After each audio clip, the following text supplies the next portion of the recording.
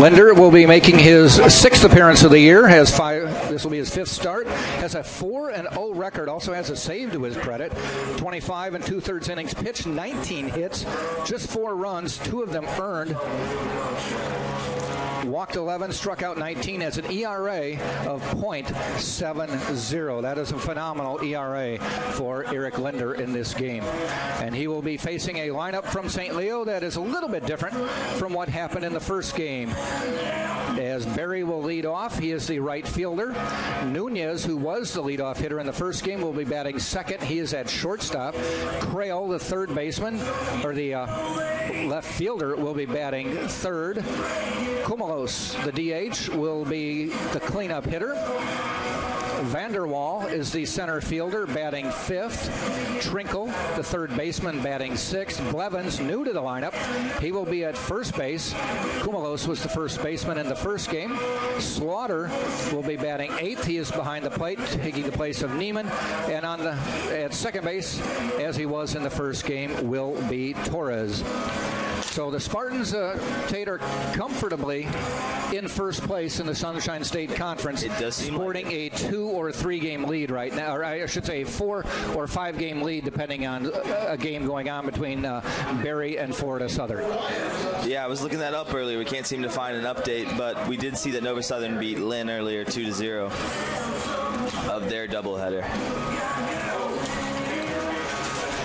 The standings coming into this game had the Spartans in first place with that 13-1 record. And let me check the rest of the standings. We're underway.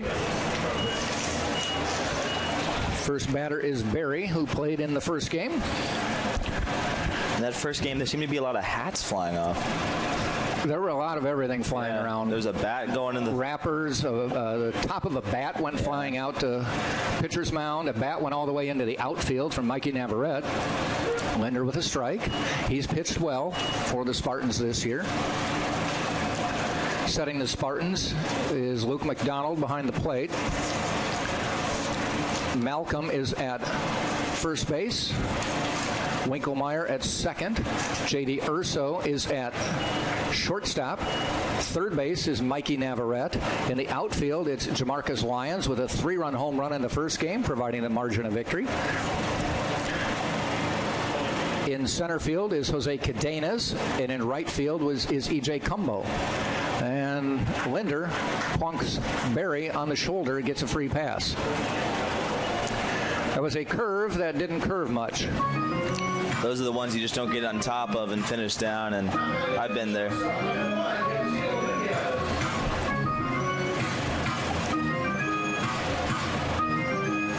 I believe you said last week, runner gets on first, start the game. Usually they score, so. Yeah. Well, it's actually only a third of the time. Third of the time. Though the 33%. prevailing old wives' tale is a leadoff walk scores 67% of the time, 2/3 of the time, which is a total fallacy. Yep. I think ever since Moneyball, the statistics game has been blown out of proportion. WAR, I do like the stat WAR though. Win above replacement. Yeah, that seems to be a good stat for paying guys. They're going to try to push him across. It's down. Linder's going to have to hustle. The throw in time to Malcolm. Good throw. He threw it to the infield side of the base to make the play, but small ball puts the runner on second with 1 out. Small ball, pretty much what we saw entirely in the first game, except for Jamarcus Lyons getting that one up, and that was a moonshot. You're not going to hit one out today into right field unless you are Arnold Schwarzenegger. The wind is southwest right now. They're saying at 18 miles an hour. That is really strong over the right field fence.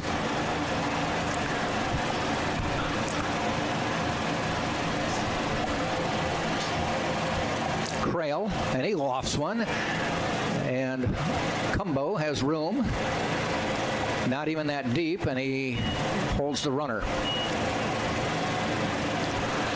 You can tell Cumbo knows what this field is all about because he's not deep in the first place. He knows it's not going to go too far. And that one he just had to range a little bit to his right, but not any deeper. 2 down now. Kumalos to the plate.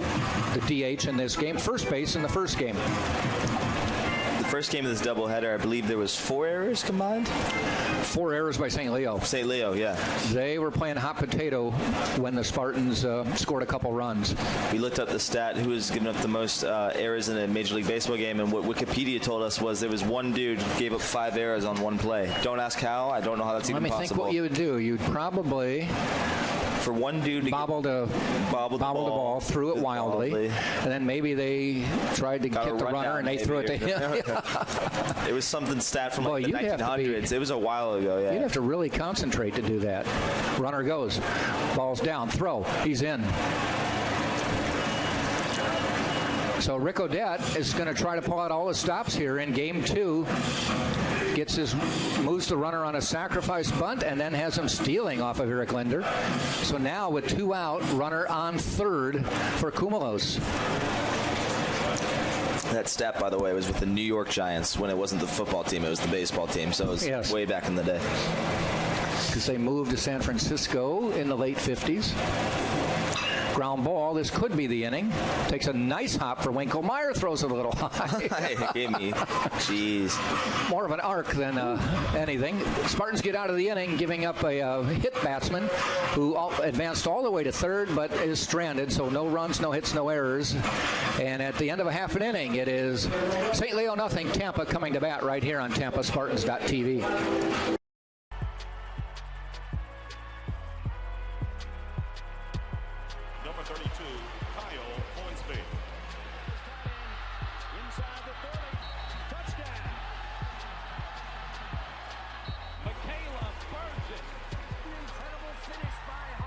NCAA and its member schools offer nearly 500,000 college athletes a path to go pro in something other than sports. Learn more at ncaa.org/opportunity.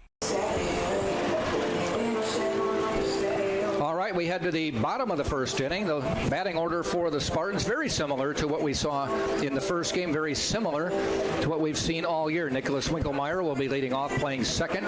E.J. Cumbo batting second in right field. Jamarcus Lyons batting third in left field. John Malcolm, first baseman, cleanup. Luke McDonald, the catcher, batting fifth. Glancy is the DH. He is batting sixth. J.D. Urso, shortstop, batting seventh. Mikey Navarrete, the third baseman, batting eighth. And Jose Cadenas, the center fielder, batting ninth. As we mentioned, Drew Earhart, who tweaked a hamstring last week, says it's still a little tender and they're just not going to take any chances, give him 2 weeks of rest. Joe Urso said he could pinch hit if needed. I think that's a smart move overall. You don't want to force something. And again, like you said previously, they're already ahead in the Sunshine State Conference, so there's no need to stress it. Hopefully he gets a speedy recovery and see him back out here soon.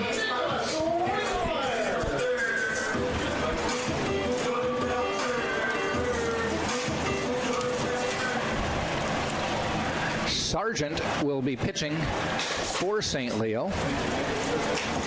Will set their defense. McCabe Sargent. This is his first appearance of the season. Or no, I take that back. He has no record. This is his 10th appearance of the season, his second start, and he has a couple saves to his credits. Pitched 15 innings, given up 11 hits, 6 runs, all earned, walked 9, struck out 14. Has given up a couple extra base hits, 5 doubles of the hits he's given up this year, 11 hits. Half of the hits he gives up are doubles. It's not a big sample size, but just something to talk about. That might be the first time I've seen someone with 10 appearances have no record at all. Yeah. Even without, you'd think a save or something would be in there. Nicholas Winkelmeyer for the Spartans. The battery is Sargent and Slaughter. First base is Blevins. Torres at second.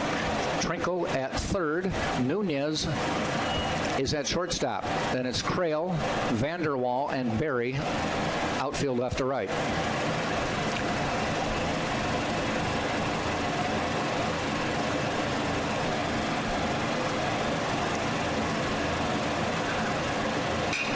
Hit out into center field, going back. Vanderwall drifts a little bit further back and makes the catch straight at him. I thought he lost it for a second. Yeah, you know, we mentioned this last week, too. We're at that time of year where you can see the shadow approaching the batter's box, and you can tell it's pretty much a straight line, which means the sun is directly behind us. And I think he shaded his eyes for a second. Yep. Of course, at the Trop last night, one of the outfielders for Tampa lost the ball in the dome. Amazing plays by Rosarena. Rosarena, wow. He really can hit. Out of any person on the Rays, that guy can rake. Cumbo at the plate.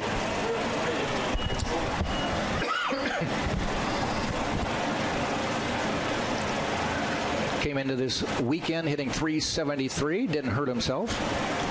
A little bit inside. Having an unreal year for the Spartans. Yeah.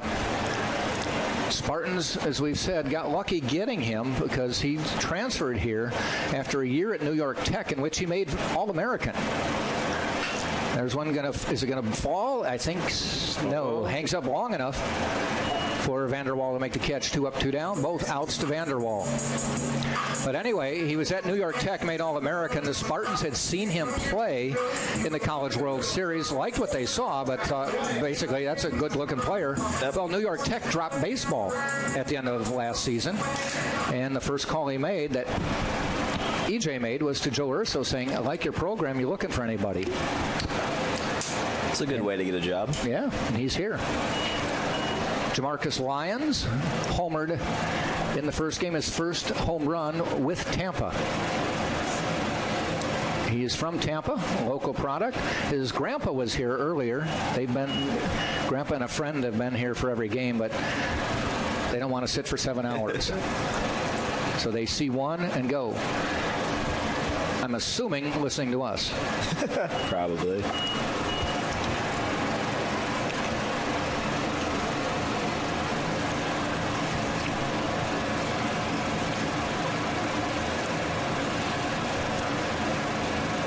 Ground ball. Gets through. Base hit for Jamarcus Lyons. A seeing eye single there. I will have to say, second week in a row, we've had pitchers with amazing names. We had Heater last week, and we have Sargent this week. So. Yeah. Name-wise, it's going well. Braden Nelson got the win for the Spartans in Game 1. Went 5 1/3. Gave way to Nick Constantakos. And then Jordan Leisure comes in and picks up the save. Jimmy Burnett pitched very well for St. Leo. Got into the 7th. But like I said, when they were playing hot potato with the ball in that one inning, it cost him, and then he gave up the 3-run shot to Lyons, and they didn't recover from that.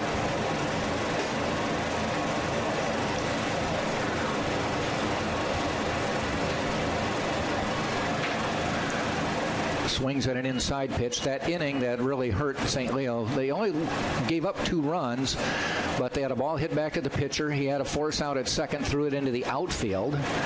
Then the Spartans had a runner trying to steal second. The catcher threw it into the outfield. Then they had a runner on third, hit a sacrifice fly. Runner tagged and scored, but they threw it home and threw it into the Spartan dugout, which allowed a runner to go from first to third. Yeah. So it was kind of a comedy of errors there, and 2 runs scored. And then Lyons later adds 3 with the homer. So take either one of those away, and it's a tight ball game. It's a closer ball game than it is. Yep. Fouled off. For any of those Tampa Spartans softball fans, errors were the reason why the Spartans lost the first game and went 9. There was a play at second when the outfield, and then both runners scored, and the Spartans lost 2-0. So, but they're playing a doubleheader as well, so we'll be keep updating you when we hear from over there at, I think it's Nimley Family Park. Nimoli. Yeah. Yep. Great facilities around the University of Tampa. Really good job. Really good backdrop, too. Yeah. I can't imagine what the backdrop would look like at the soccer field if Morsani Hall out in right field wasn't there. Right. That's, fairly new. So plus, there's building going on right behind the soccer field. That used to be a practice soccer field there where they're building now. feel like a lot of things have moved because I also saw a plaque on campus. Babe Ruth apparently hit the biggest home run. Ball foul. I think that's over there by Plant High School, across the street. It might be over there. There was a city landmark over there for. Yeah. Well, actually, that's where it is. It is over here. It was by the College of Business. Okay. So I was walking into class and I looked. It said longest home run. Well, then I believe that's where it was. Yeah. I thought they said it was at Plant High School. It could potentially have been there. I don't know why they marked it over there. They got those all around the city. Actually, what was at Plant High School was the football stadium where the Spartan D1 program played in the 70s. A lot of history on the campus, too. An urban campus. You can see downtown Tampa behind us. Between us and downtown is the Hillsborough River, which you cannot see. Occasionally you'll see an athlete going through it on his jet ski saying hi. I saw Rob Gronkowski one time. Swing and a miss ends the inning. So a quick first inning. We've played one full, and it is no score between Tampa and St. Leo on TampaSpartans.tv. College sports. There's light at the end of the tunnel. A return to normal and all we love about sports. You've instilled resilience, focus, and selflessness in us. We've put those lessons to work. We've found strength and unity in each other. You continue to take us places we never imagined. You bring out the best in us. So when we look forward, we see the light at the end of the tunnel. We see a better world for all of us and for college sports. Got out in like an hour and a half one time, but I couldn't say it was 9 innings because they used to play. They used to do doubleheaders 7 and 7.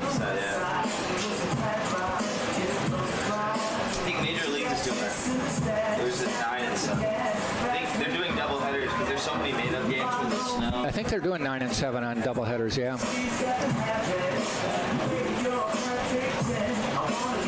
They announced Colorado has the All-Star game and I got the logo this week.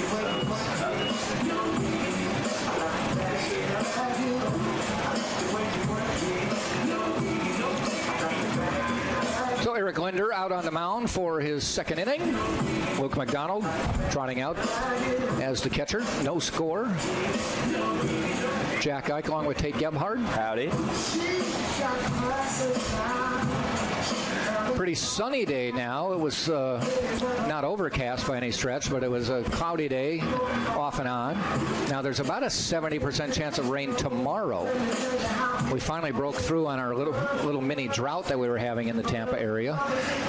Between last Sunday and this Wednesday, anywhere, depending on where you live in the area, 3 to 6 inches of rain fell. And then the Sunday before that, we had about a 2-inch rainfall. We desperately needed the rain. Yeah. As long as they do it, not on Saturday. Not on Saturday here, not on Friday. So we can get the games in. I can just, my grass at home, you can hear it drinking the water. I'm from Georgia. I grew up with a pretty major drought. I'm used to that here. There's a sound you hear when the grass is drinking. You wouldn't think you'd miss rain, but every now and then down here we do.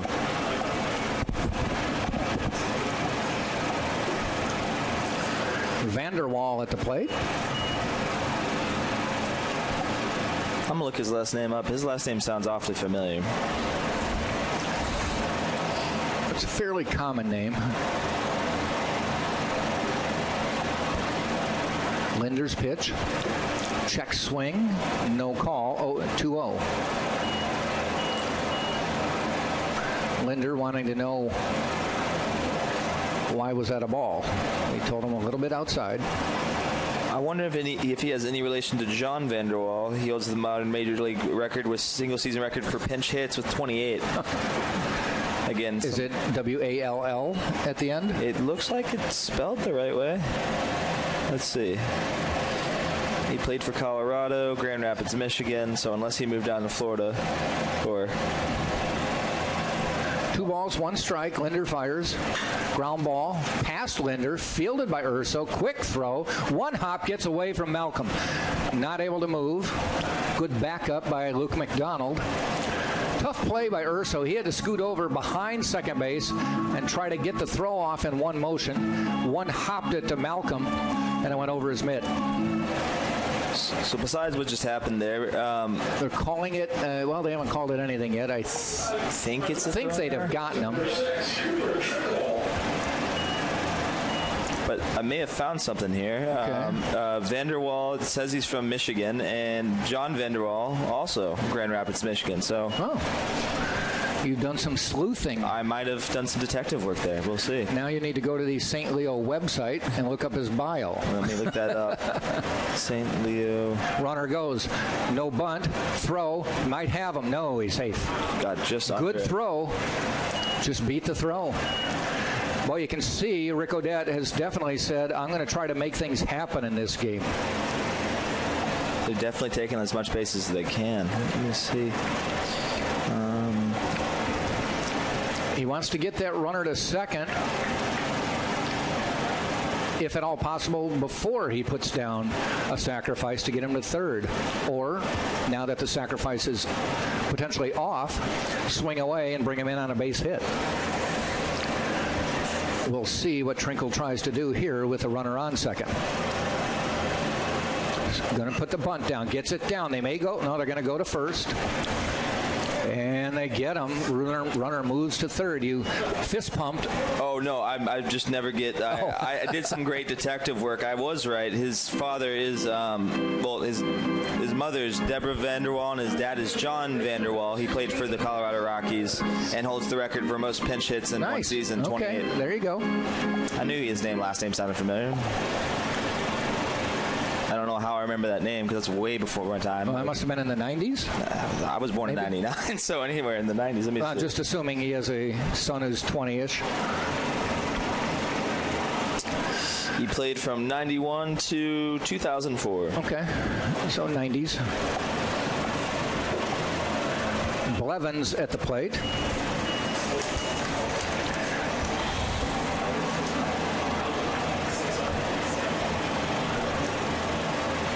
Blevins from Plainfield, Indiana, by way of Wabash College, which is kind of near Indianapolis, West Lafayette area. I did mention that Rick Odette was the head coach at St. Joseph's College in Indiana, which is near South Bend in Notre Dame. 17 years head coach. Ground ball out to Winkelmeyer. That's going to bring a run in. St. Leo takes the lead, 2 out here in the second.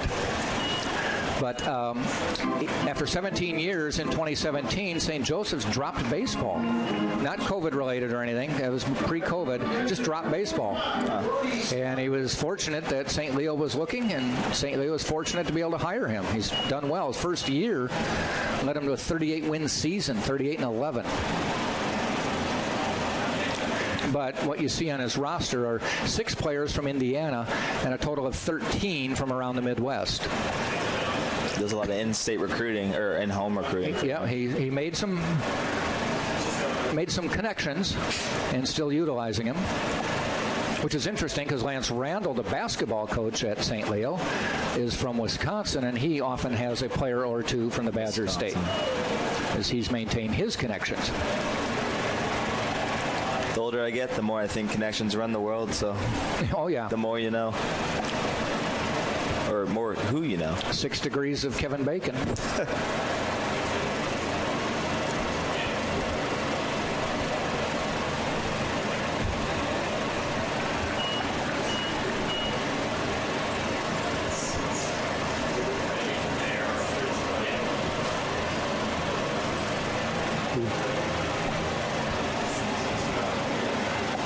Cap foul. Off swing.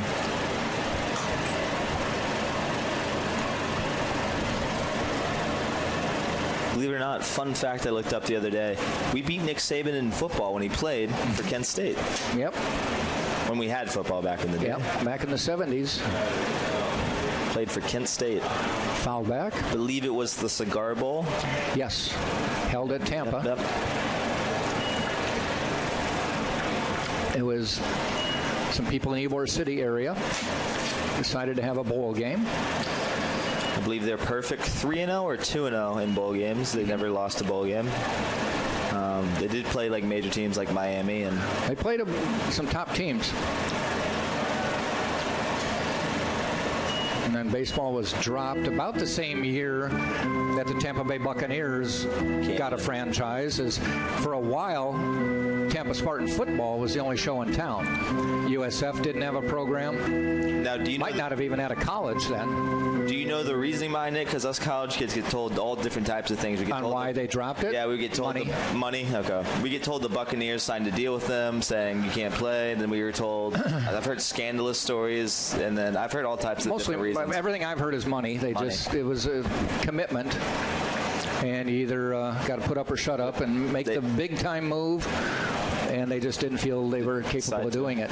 It'd be interesting because, honestly, I think if they would have kept the program, they had a top program. If that would have carried out, who knows? Yeah.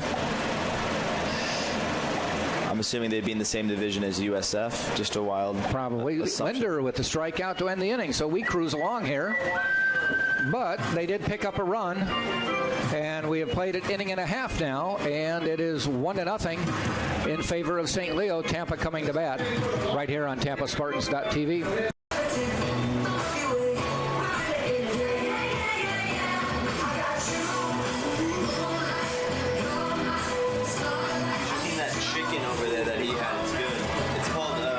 I didn't have anything. No, it was called chicken in the coop, I think. It's right over there. Bottom of the second we go. McCabe Sargent on the mound for St. Leo. Spartans will send up Luke McDonald, Glancy, and Urso.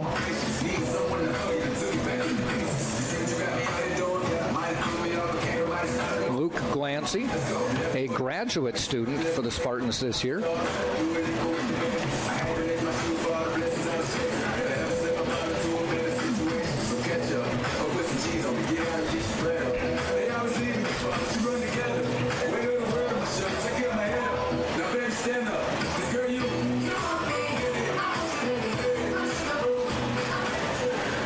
So Tampa went down 1-0 in the second inning in the first game. Picked up the 6-4 win. We'll see what happens now that they trail 1-0 in this game in the second inning.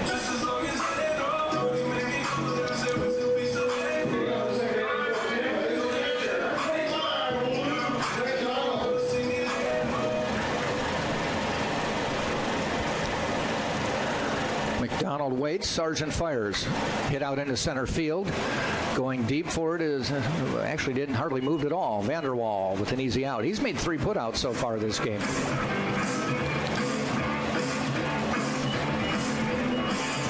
It's going to take quite a poke to get one out in center or right field. Indeed. Luke Glancy to the plate, the grad student. This is his 11th game of the year. His 21st at bat. He's scored 5 runs, 3 hits. One of those hits was a double. And believe it or not, 2 of them were home runs. So out of his 3 hits, 2 are home runs. 6 RBI, 5 walks, 5 strikeouts. 150 hitter, 3 hits, 2 of them home runs, the other one a double. So if he's going to get a hit, it's going to be a home run. It's going to be extra bases at least. But he's a lefty, so he's probably going to have to settle for a double. It's funny, even though Evan Gaddis was a right-handed hitter for the Atlanta Braves, he kind of reminds me of him without the gloves. No gloves, you're right. He's a big reason why they won Game 2 of last week's doubleheader. Hit a home run to right field. Ball outside. 3 balls, 1 strike.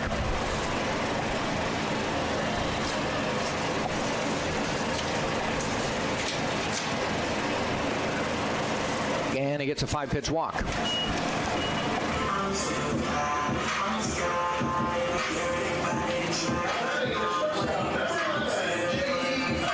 Should mention the umpires for today's game. Behind the plate, Gary Glover.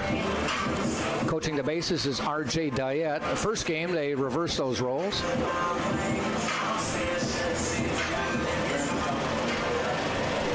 So Glancy with the walk. Brings up J.D. Urso to the plate, the Spartan shortstop and son of Joe Urso. Ground ball foul.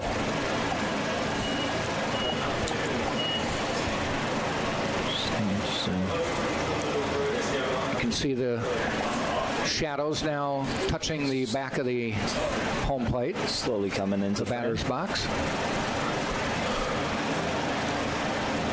Ground ball gets through for a base hit. Urso between short and third. Tate, I know you're into fun facts. Love this them. One may not wow you. Okay, go for it. But yesterday was the first sunset that is after 8 o'clock. We will now have sunsets after 8 o'clock until August 23rd. Does the sun moving get longer days? For those who are about the social media life, if you're a girl or a sorority or a dude who goes to Davis Island, that's a good fact for them to know. Sunsets will be after 8 o'clock from now until August 23rd for about the next 3 or 4 months. People's Snapchat stories, all they do is around that time is post stories of the sunset. Sunsets. We'll occasionally go out. We're on the Gulf, so we occasionally go out to Honeymoon Island. That's a good place to watch one. Great sunsets. Clearwater Beach is great. If you're a student in the University of Tampa and you're looking for a good sunset spot, the go-to one we all go to is Davis Island Dog Beach. Yep. It's a good little area. Ripped and foul. To just sit and relax, eat a whole, large-sized pizza and watch the sun go down. A friend of ours who would winter down here in Clearwater Beach always would ask us if we saw the green flash sunset. Interesting. You'll have to look that up when you get a chance. Again, another fun fact. Another fun fact. And he said, when there are no clouds in the sky, cloudless night, when the sun dips below the horizon, there's a green flash. But only it has to be a cloudless night. Interesting. And it's documented. It does happen. It's brief. It's a flash. But it happens. Interesting. I'll have to check that out. And he would always talk about the green flash sunsets. I'm like, okay, enough, Pete. Let's talk about something else. Slaughter with the stop. Spartans with runners at first and second, 1 out. It always amazed me to think back, thinking someone saw that for the first time and went, what's happening? No, really. Well, prove it. I can't. It's gone. Let's watch tomorrow. 3-1 pitch to Navarrete. He walked him. Bases are full. Big opportunity here for the Cadenas.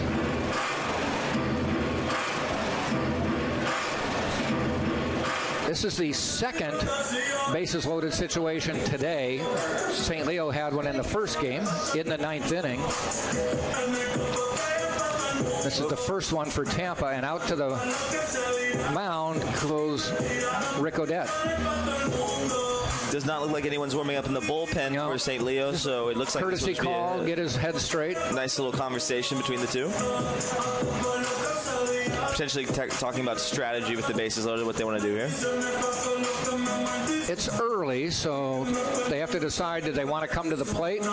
They do have that one run for insurance, so it depends, do they value the out or do they value the run more? So it'll be interesting to see. I personally would play a double play depth. I'd play double play depth, keep the first baseman and third baseman in a little closer, yeah. And if you get it close enough, make a judgment call. He's probably telling them it's okay to get the out. We are up by 1. Spartans already have 2 singles between short and third.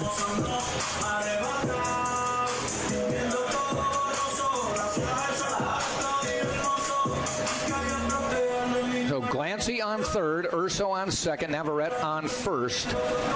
Sargent with a predicament with just 1 out. Jose Cadenas, Sparty Award nominee for Athlete of the Year. And the pitch. In the dirt, blocked by Slaughter. It's interesting. Sargent has this little hiccup to his pitch that, it's interesting.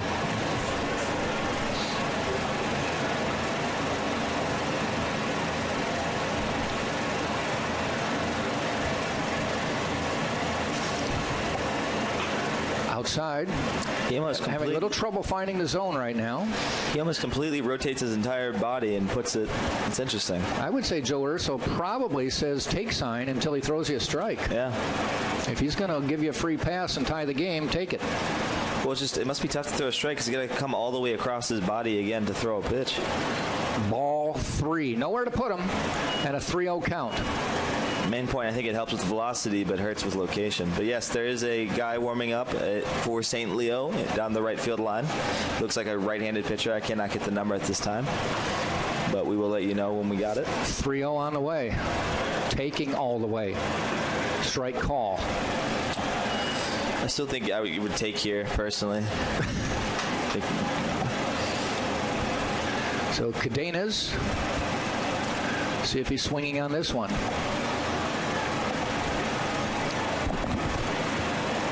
He's going to take the pass, and we're tied 1. 5-pitch walk.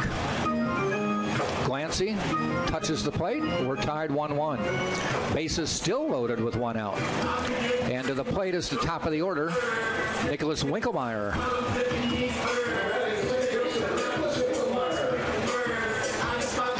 So Sargent, who cruised through the first inning quickly,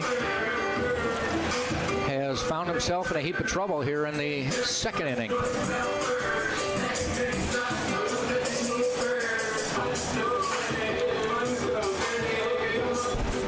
Fun fact for all you Spartan fans. I know you're getting enough of my fun facts. I don't know if you would know, Mr. Ike, but we have 2 celebrities that have been coming through University of Tampa the last 2 days. A rapper by the name of Jack Harlow and another rapper by the name of Little Xan. Okay. Both things I don't assume you would listen to at all, but probably not. But both have come through. That's one thing about going to school down here. There are a lot of celebrities. They came through Tampa or UT? They walked through, so they went through downtown this way. They went through Soho, so they were seen at some bars right here. So not through UT per se, but the general populace. And when you said they came through, was it a parade or they were just seen in these places? They were seen in those places. Okay. Now, did they perform somewhere? They performed at a place called the Ivy Rose, closer to USF. That one gets away. That's going to bring a run in. Urso scores, and the Spartans Sargent take a 2-1 lead. Sargent just barehanded the baseball in disgust. That probably is a wild pitch. Winkelmeyer says, I take the RBI. Be interesting to see how they play the infield here. Well, now they're trailing, so now you don't want to get too far behind. It's 0-2 to Winkelmeyer. 1-2. Runners now on second and third. Navarrete at third.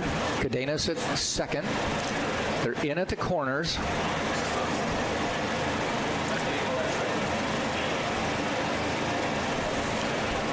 Base hit could plate 2. Not with that. They're going to take the out at first. Runner stays.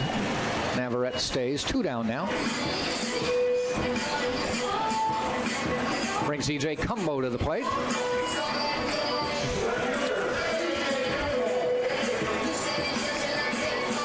Huge RBI opportunity here for Mr. Cumbo. 2 out now. If he pokes it through, runners will be going, so he's got a better chance of scoring the runner at second. If he gets something down the line, they seem to be playing closer to center field. Yeah, there's a big gap in right field. He's giving him the line if he could pull it. They're as far in as I think I've ever seen a right fielder. It's just an interesting way that they're playing them because it's a lefty, so. Yeah. Well, they've got books on all these guys. Matter of fact, center field is shaded to left field. So each team's got their own stat guy probably telling them. And he bunts it right back. Well, basically tops it right back. Didn't have to go home. He should have had the out. And now they've got a runner at second. Score before they tag him out. That run counts. That run counts. That run counts. And there is the out. That's but the Spartans, very smart IQ. Play by Cadenas to allow Navarrete to score. Sargent. And again, that was a mental error on St. Leo to take the force when they had 2 outs. They could have gotten the runner at first easily, or the force out at first easily, but they chose not to. So the Spartans pick up 3 on just 2 hits and take a 3-2 lead, a 3-1 lead, I should say, at the end of 2 right here on TampaSpartans.tv.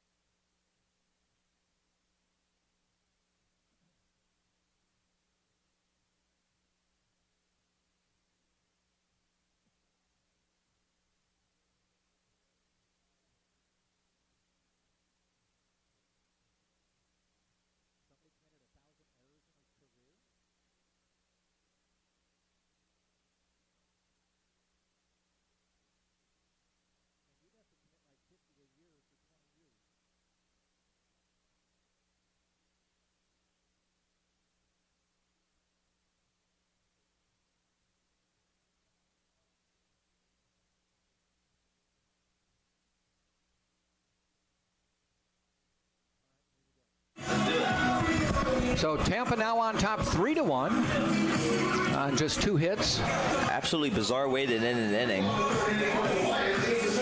Eric Linder on the mound. At bat for St. Leo is Sargent. I take that back. We haven't switched the batting order yet. So it is number 3. Torres.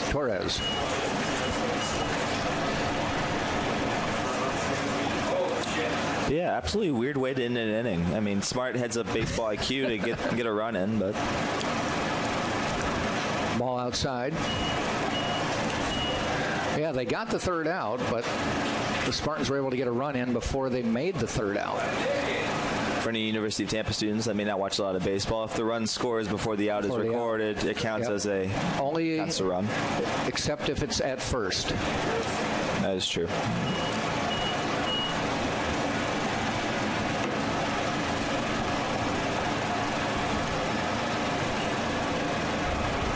But a heads-up play by Cadenas to keep the play alive for the run to score. 1 ball, 2 strikes. Ball dumped down into the right field line. That may go for 2. Cut off by Cumbo.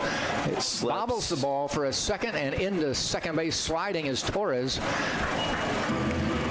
Both teams leaving a fairly decent-sized gap in right field.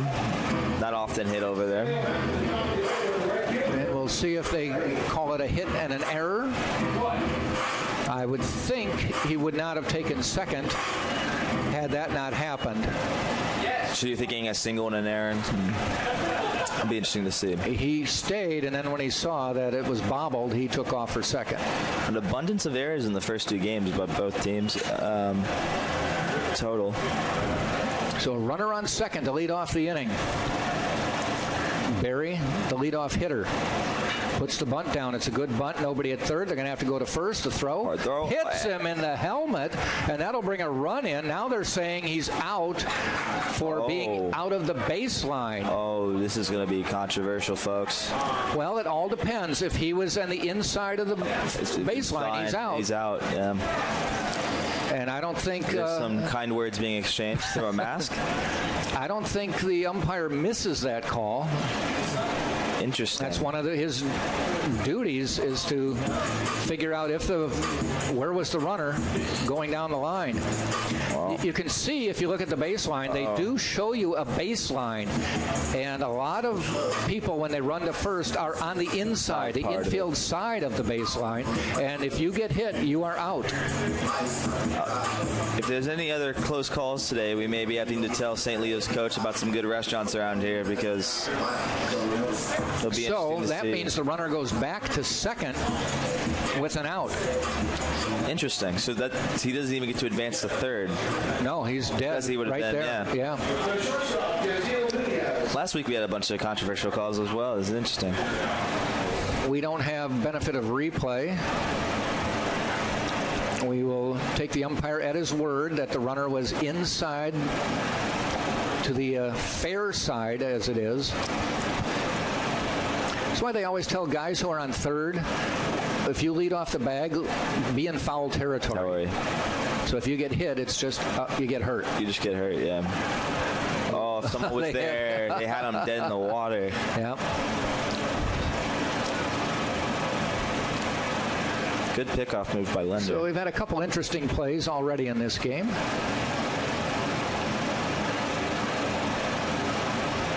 If he would have been inside the bag, that would have been an error, correct? Yes. Yeah. And the run would have scored. Yep. Yeah, if he'd have been running in foul territory it's fair. And gotten hit. I think I saw in the major leagues, so they had a runner going to second on a ball that was thrown wildly to first, and he heads to second, and he looked up to see the throw coming, so he stuck out his right arm and deflected it, and that was an out. Well, everyone remembers, if you watch baseball, Rodriguez, yeah, he took the ball basically out of his hands. Basically the same thing. Reggie Jackson did one, I think in the 70s or 80s, where he threw his hip out and deflected a ball. Interesting. Ground ball. Navarrete fields it, looks the runner back, throws across, gets away from Malcolm. That'll send a runner to third. Are they going to send him in? No, they're going to hold him up. But the runners go to second and third, and they're sending him home. They're saying he scored. Did that go in the... It would have to be because of where the ball went after it. If it hits the fence, he's allowed to take the next base. So it's the fence here. Okay. Yeah. Just one of the. I think I jinxed them. We keep talking about errors. There's been a lot of errors in today's game. Yeah, this has not been a well-played game to this point. It's now 3-2. Tampa leads St. Leo with a St. Leo runner on second with one out, and then the tying run there. Fun fact for everyone wondering about who has the most errors in Major League history. The answer is Herman Long, 1800s player, had over 1,000 errors on his career. Wow. Find somebody since, say, the 50s. Do they have anybody like that who some of us might know? I'll get back to you on that. Let me do some deep digging real quick. There's a little blooper out toward Navarrete. He gets it. The throw. This time they make Malcolm go up a little high to get the ball. Everything is up for question on a ground ball today. I don't know if it's the sun or what's going on. Not with that one, I think. I think that's just, They've tested the glove of John Malcolm at first. Last week they tested him, and he came up stellar. This week he's trying to play hockey goalie and see if he can make saves. But so far they've gone on the 5-hole to get past him. 2 outs now, runner on second. 3-2, Spartans lead.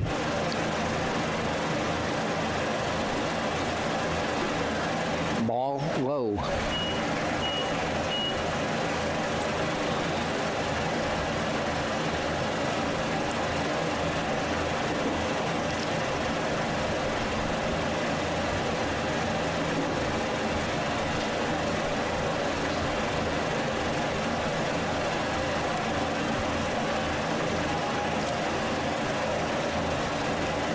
Look by Linder. Can't bring the pitch in. So in a season, we're talking about errors. Yes. The most since, let's just say 200 or 2000 was Marcus Simeon. He had 35 in 2015. That was in one season. Okay. All the other people for most errors all time are all in the 1800s and have long passed, and they average about 50 errors a season. Unreal stat. But you'd have to make 50 errors a season for 20 years to have 1,000. I don't know who'd want to keep you on the team if you're committing 50 errors a year. I'm thinking it's just when baseball was kind of getting underway, and they were just needing people still. So that's the only thing I could think of, unless the coach was blind and deaf. Popped up, out of play. They may have had different standards, too, for what was an error compared to today. That is also true. Possibly.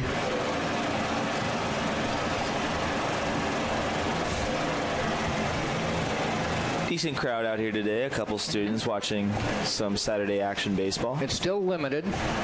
Sitting in your little pod, basically. I see a radar. Friends and family. I see a radar or two, so it looks like we got a scout or two here in the crowd as well.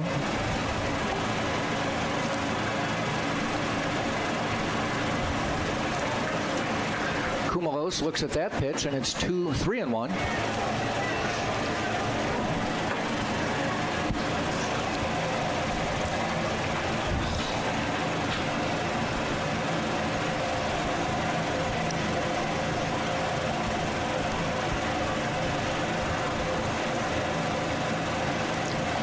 Linder into the stretch. And he walked him. No action happening. You and I both glanced at the bullpen. Yeah. We kind of get a little feel for the game and how Joe Urso manages. This is not to talk bad about Malcolm at all, but if it looks like if there would be another error, I'd be interested to see if they put Sullivan in, potentially. I wonder if that's a potential thought in Mr. Urso's mind at the moment.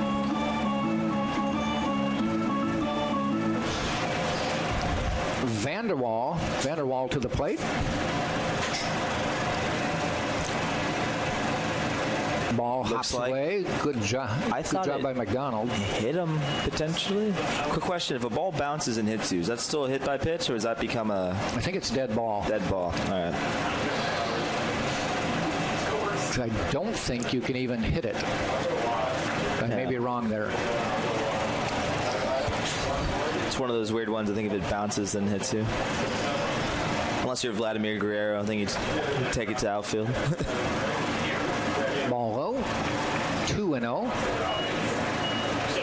I still think one of the weirdest hits I've ever seen while watching a baseball game was Vladimir Guerrero. There was a bounced pitch to home, and he swung and got his base hit. Okay, well then you just prove the point that if it is bounced, you can swing. You can swing, yeah. Most don't. Yeah, most don't. Ball low, 3-0. And one of the bullpen catchers starts moseying down for Tampa.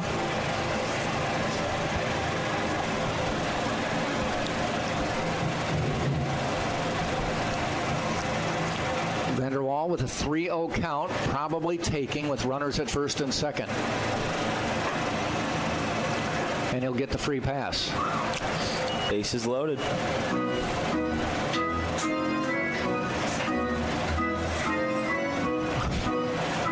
Here comes Sam Militello out to talk.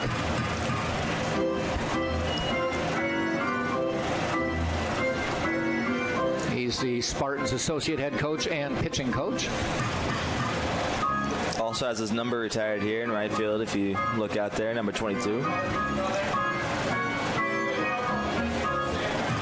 Played in the Yankees organization, I believe. Played a few games for the Yankees.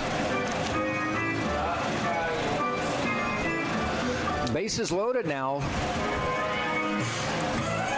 Who do you think the most famous alumni from UT is from out of baseball, I guess? I guess it would be Mr. Martinez, you would assume? Yeah, Martinez. John Matuzak had a great career in the NFL. Freddie Solomon had a great NFL career. Also was in the Goonies, Mr. Matuzak, for those who don't know. Freddie Solomon was 10th in Heisman voting when he played here. I don't know how much that means to the Tampa faithful. I believe he was an option quarterback. He was. Ended up being a wide receiver with the 49ers for won a Super Bowl, I believe. Yep. I think he won multiple. I could be wrong on that, but I think he won multiple. I think he was with the Joe Montana era. The most famous non-baseball or football player, I would say, is a wrestler by the name of Chyna. Attended school here. She was a part of the D-Generation X in WWE. Or WWF, I should say. They can probably exceed her in terms of... They definitely do, I would say, in terms of fame. Just growing up, I watched all the old YouTube tapes of D-Generation X. It's just funny to see that she went to school here. I think she still lives in the area. If I remember, she was in the news recently, within the last year or so. Ball one to Trinkle. Bases loaded. Fouled back.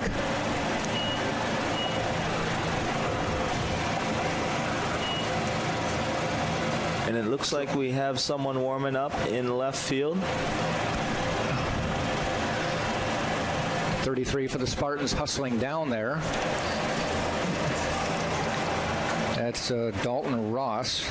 I don't know if does he go and 44 also walking down. I love Dalton Ross's energy. He pitched last weekend and he just seems to love being out there. Just very energetic man. He's got a mitt. Looks like he might do some little throwing, pitching and catching. Back to the action. Linder on the mound. 1-1 pitch. 2 out. Bases loaded. Popped up. It's going to be out toward Cumbo. Comes in. Ends the inning. St. Leo, though, picks up a run and has cut the lead to 3-2 on just one hit. 3 errors on the Spartan, or 3 left, I should say. We have played 2.5. It is 3-2 Tampa on TampaSpartans.tv.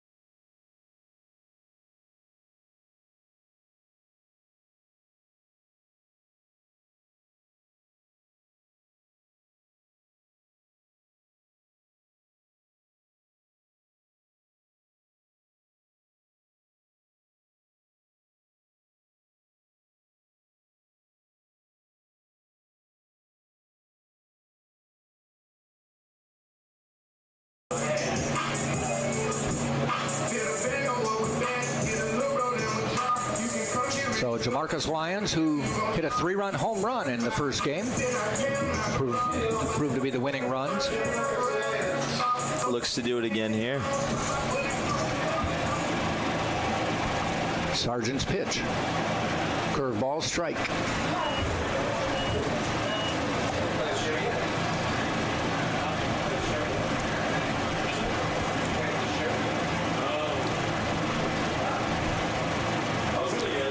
Just inside. I don't know if you saw my strike. They came out with the new All-Star Game logo recently for Colorado. It'll be held where the Rockies play. I believe Coors Field. Yep.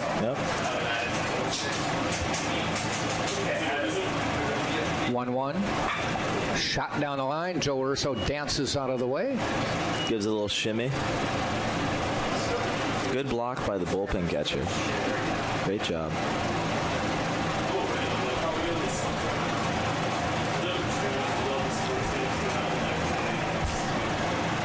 1-2.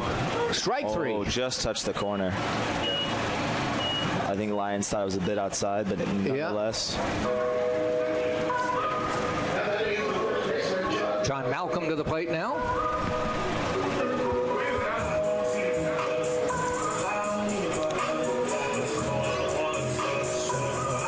Spartan cleanup hitter.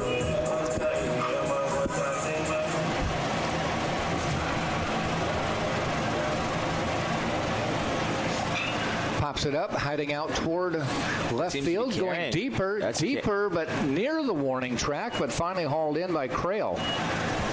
Kept drifting on him. Just kept falling.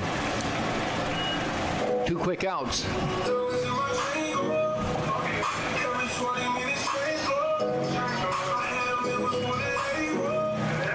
Brings Luke McDonald to the plate.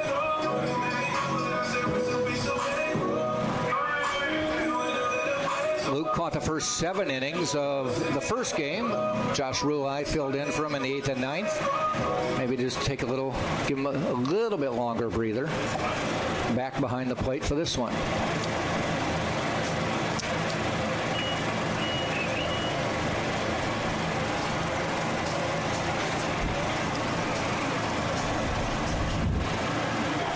Nice curveball strike. Drops right on in. I think I say this every game, but still, this backdrop, you never get sick of it. I mean, really. Ooh. Ball a little low.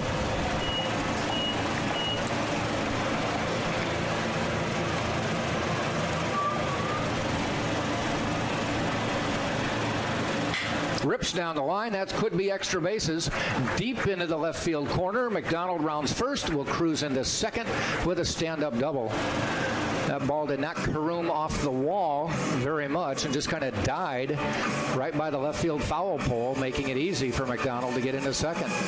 Like you mentioned, over there down the left field line, there's a little curve to it, so if it bounces, it could still potentially bounce to the left, which I don't know if you can see on the monitor, or if you can see from the camera. Nope. But there is a little cream over there that it might drip left or might go right. So. Not only that, it's not a solid wall. It's more of a mesh wall, so the ball will just, for the most part, die. Glancing deep. It looks like. But with 2 outs, waiting for it and making the catch to end the inning.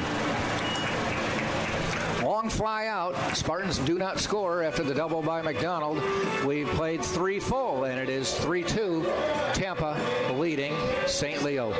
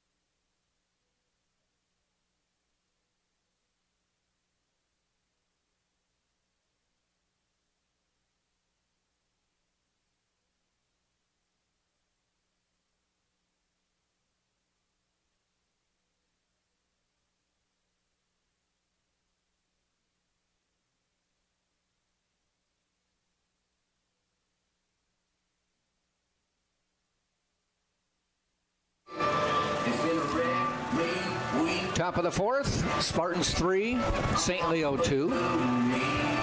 Eric Linder on the mound for the Spartans. He's thrown 42 pitches so far. Has 2 walks and a strikeout. The 2 runs that have scored are both unearned, which keeps his ERA, actually will, at this point anyway, will lower his ERA because he came in at .70. Leading off will be Blevins, the first baseman.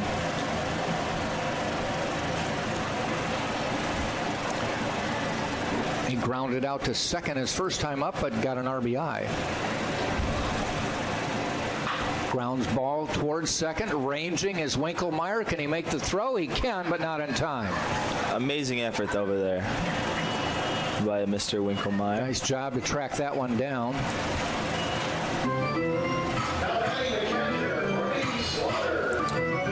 It's a hard play for a number of reasons because you got to stop the ball, then you got to contort your body in a weird way all the way around, and then somehow make a decent enough throw in a quick enough time to get the runner out. But well, not that anyone would care, but when I played Little League, I'm a lefty, and they put me at second base because I could field the ball. Of course. And I'm like, Coach, do you realize a double play ball or force at second or anything going that way? It won't work. I think at that age it's more so can you field or can you not, and if you can field, it just doesn't. I mean, just think of that. You field it and then have to do like a 360 just to have a chance. There have been some lefty second. Actually, my bad. Chase Utley was a lefty hitter.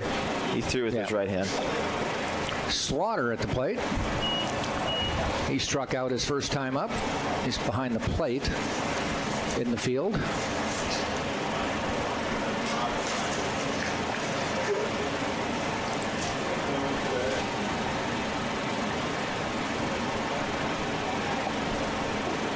Looks at that one, and it's called outside. 2 balls, 1 strike. I think Linder wanted the corner there.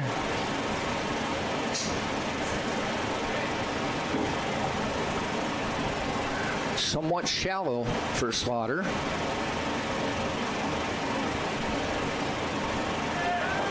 Runner goes, throw to second. He's going to beat the throw. Oh, they called him out. And this might get, this gets the St. Leo coach out and excited.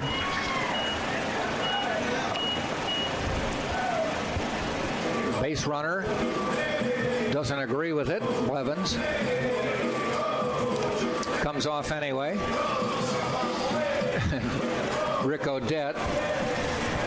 Can't really say what he's basically, I think he's like, you ever going to give us one? And he puts up his hand. The ump says, enough. Go back. Oh, he pointed at him. Yeah, I think they're still chirping. Okay. I think that's I could be wrong, but I think that might be a sign for a verbal warning, potentially saying, if you come out here again. You've been put on notice. So that makes 1 down, and that makes 2 down with the swing and a miss. That's the second fairly decent controversial call because only down a run, runner on second is a huge deal. But earlier in the game, runner going to first on a sacrifice bunt was hit on the throw from the catcher, but they called him out for being out of the baseline. Good tag over there. Was that Winkelmeyer or was that? I didn't see who actually caught the ball.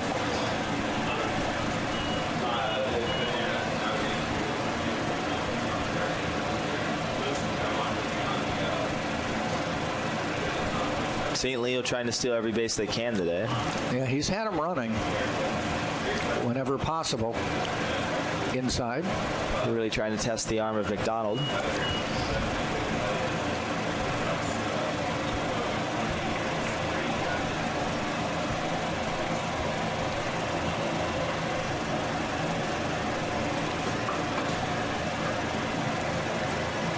Swing and a miss, a little late on the swing there.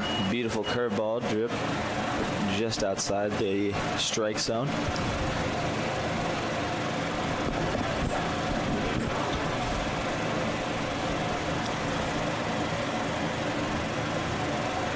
1-2 outside, 2-2.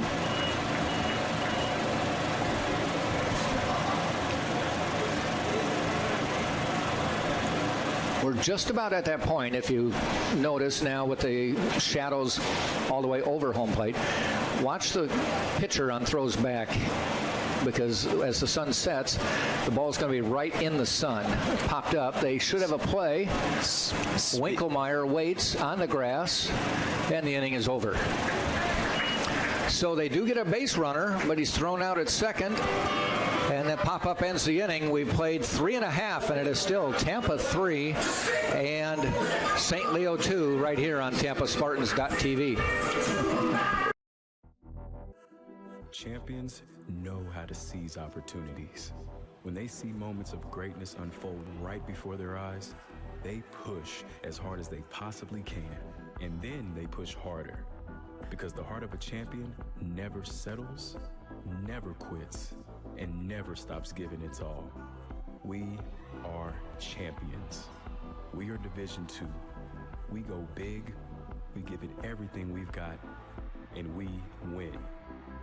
On the field, on our campuses, in our communities, for our causes, in our careers. We rise to become champions in everything we do. We are Division II, and there are no limits here. We make our time count. We set our own path. We become champions on our terms. It's time to up your game, because we're here to play and learn.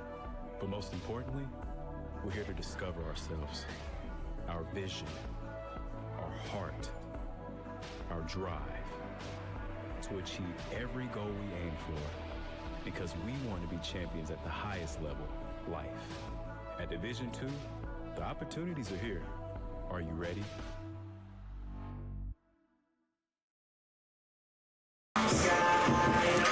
Bottom of the fourth we go. J.D. Urso to lead off for the Spartans. McCabe Sargent back on the bump for St. Leo. 3-2, Tampa leads.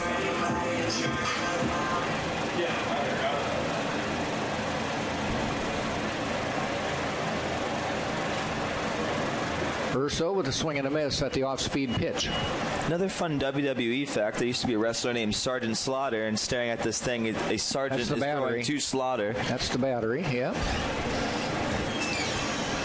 Ball outside. You just can't make these things up, folks.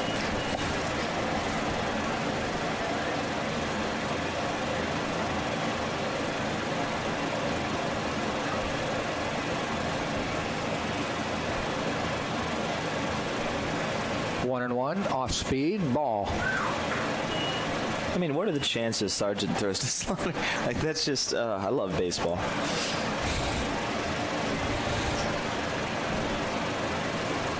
Swing and a miss.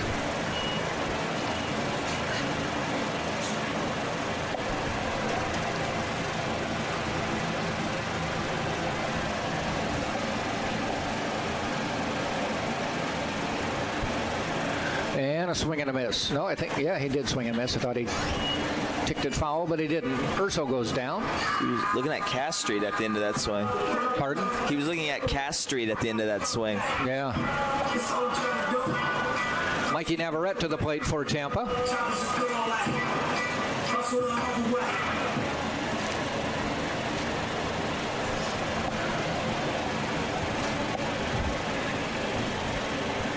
Ball outside.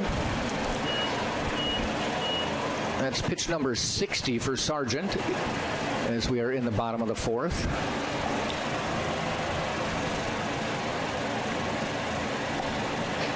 A little bit high.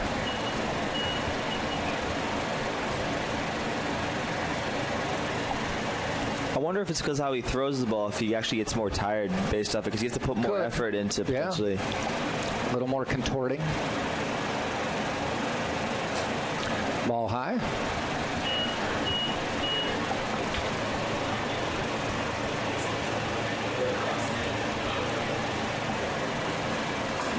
Strike call. Interestingly, both starting pitchers in the first game worked out of the stretch the whole time. You don't often see that. Ripped foul. Stays in the park. Thankfully to the bird cage, as the players like to call it.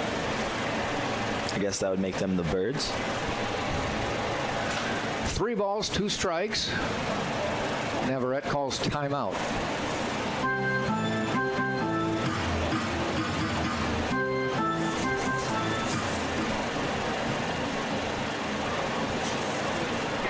And he went down. That was not the pitch he was looking for. It'll bring Cadenas to the plate. Number 9 hitter for the Spartans.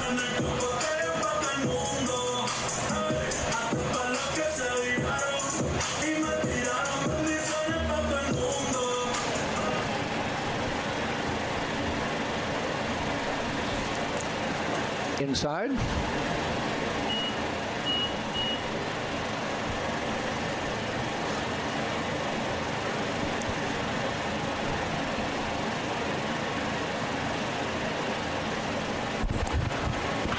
Foul ball.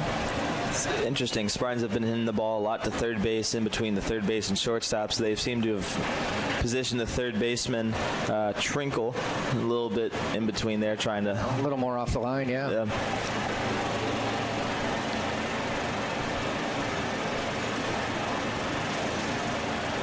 1-1. Gets away.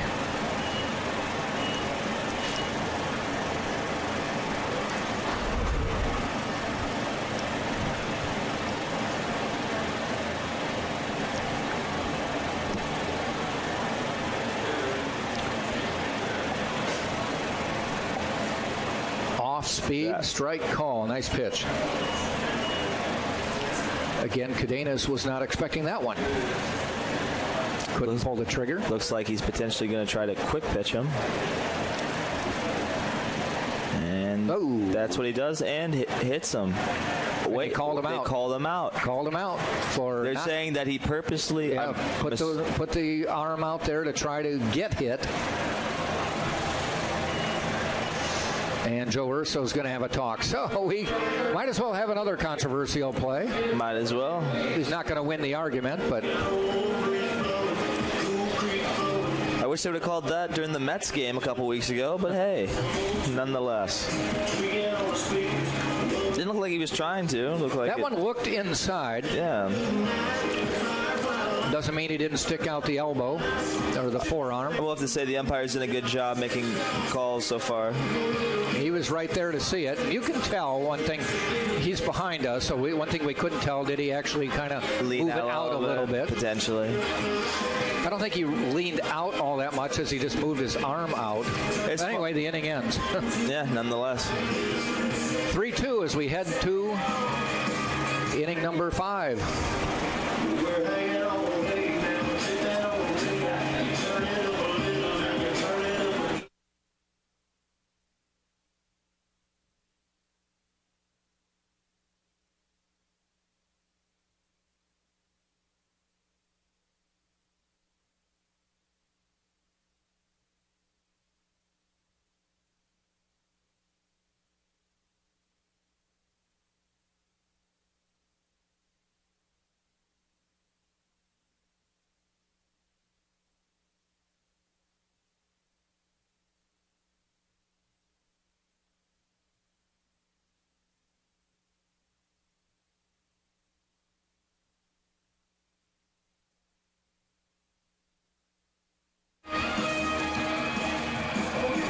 Be the top of the order for St. Leo in the top of the 5th. That's Berry, Nunez, Crail.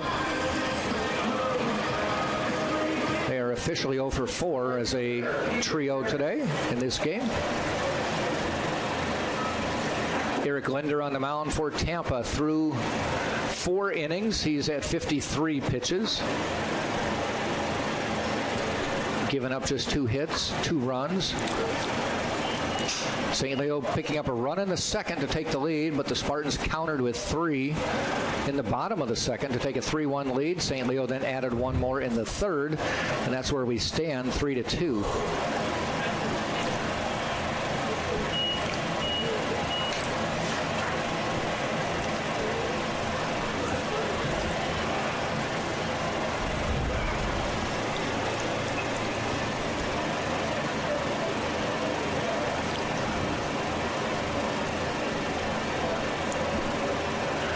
Goes swinging out at that one, way out of the zone, and swings and misses for strike 3.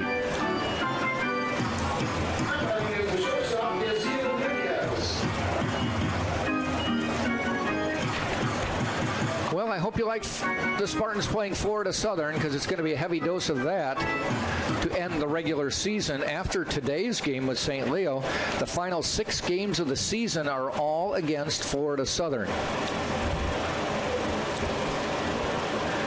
Basically a home-and-home series, but next Friday, right here at 5 o'clock, it will be Tampa hosting Florida Southern. Then Saturday, May 1st, they will drive over to Lakeland and play a doubleheader. Ball hit foul. Malcolm gives chase, not going to get it. So that will be the end of that series. Then on Thursday, the 13th, well, that's actually a week, a gap of a week. They'll have an off weekend. Then on Thursday, the 13th, at Florida Southern. And then on Friday, May 14th, a doubleheader at 2 and 5. So I better check the schedule, because 2 and 5 on a Friday. Not your typical schedule. So next weekend, typical games, but then a week off before they play Florida Southern again. NCAA Regionals will be starting Thursday, May 27th, so that's a month away. Very good chance these Spartans will be hosting regional play here. Is it a fair ball? Yes. Navarrete with a hard throw. Nice throw in time. And he retires Nunez. I do have to ask, because I know how they do it in the Division I level. Division II level, you win the regional. Is it how many teams are in one regional? 4? 8 potentially. Okay. Yes. It just with COVID, I didn't know if they were doing something a little different, or I don't know how. Well, the last they did. I don't know if they're doing anything differently now. Okay. I don't know if everybody is playing. You know, if it's some 20 games to qualify, correct? Yes. Okay. Spartans look to be foul ball coming up on that mark. Yeah, they are 14-2 right now, with 7 games to play, counting this one. Yeah. Crail at the plate. Spartans are 1 poll ranked 9th, 1 poll ranked 2nd, and most likely would, if they continue playing as well as they have been, will be hosting the regionals. And that's quite an endeavor, quite an undertaking to host a regional, because you are hosting anywhere from 6 to 8 teams. Now, the last time they played here, actually, you mentioned 4 teams. I think they actually played a sub-regional where 4 teams came to Tampa. They ranked them 1 through 8. And I believe it was 1 and 8, and then 2 and 7. And then second team played. If you were ranked second, you also hosted 4 teams. Sure. And then the winner of that regional, the 2 regional winners would play for the regional championship. 2 winners of the sub-regionals would play for the regional championship. There's a ball hit out into left field, curving near the fence, hits at the bottom of the fence. Crail is going to cruise into second with a double. That one just kept hooking away. Looked like one of my golf shots. It does happen like that. But they found golf. it. Yeah. They found it, though. I can never find my golf balls. I tried. I've given it a go. I played baseball, and I tried to turn that into a golf swing. I can hit it far, but geez, it hit someone's house or maybe. Just make sure your insurance is paid up. Exactly. So Crail cruising into second. He is the tying run with 2 outs. Brings Kumalos to the plate. But like you were mentioning, regional championship, does that winner then go on to play in the super regional, like a 3-game series? No, that's World Series. So that's World Series. The final 8 go to... okay, so it's not regional, then super regional, it's just regional in general. Runner goes. They got him running again. McDonald's throw. He's going to beat it. Lacking again. That's the second third base they've stolen in today's game. I don't know if they're stealing off Linder. I don't know if it's... Because he beat that throw quickly, and McDonald didn't hesitate that much. Nonetheless, good jump by them. By Crail. Well, not that it would happen, but this way you could try to bunt your way on and do a little suicide squeeze to tie this game up and try to get the base hit as well. Runners are the first and third are playing behind the bag ball. Quick question. I think I know the answer to this, but if he were to bunt and the run scores first and they get him out, would the runs count? No, not if you get him out at first. Yeah. Nope. I believe we heard that the women's softball team won 4-1 in the second game of the doubleheader. Good. So congrats to them. Good way to come back after a... You said it was a 9-inning loss? 9-inning loss off an error. So they were down in the dumps and then came out of nowhere and won game 2. So congrats to them. Kumalos, 2-1 count on him. Crail on third now, doubled, stole third. 90 feet away from tying this game up. Linder, the 2-1. Bounces, does not go. He's going to try for the plate. I think he's going to be dead. By a mile. Yeah, he didn't see where the ball went. And that is a crucial out. I hate to call it a base running gaffe, but I think it was. I think it is. I don't think he saw how far the ball did not get away from Luke McDonald. It'll be interesting to see if there was instant replay, because as much as he looked like he was dead in the water, he may have snuck his hand around. And I don't want to be that guy that says that, but obviously college, we don't have instant replay. I thought they had him. Oh, he had him by a mile. It's just, I think he got potentially under the tag, might have touched it, but nonetheless. I don't think he realized that the ball only went about 5 feet away. I think he was kind of hidden from view, and he really wasn't sure where it went. Anyway, that's the third out, and we have seen some crazy things happening in this game. Spartans still lead 3-2. We go to the bottom of the fifth. Tampa on top of St. Leo.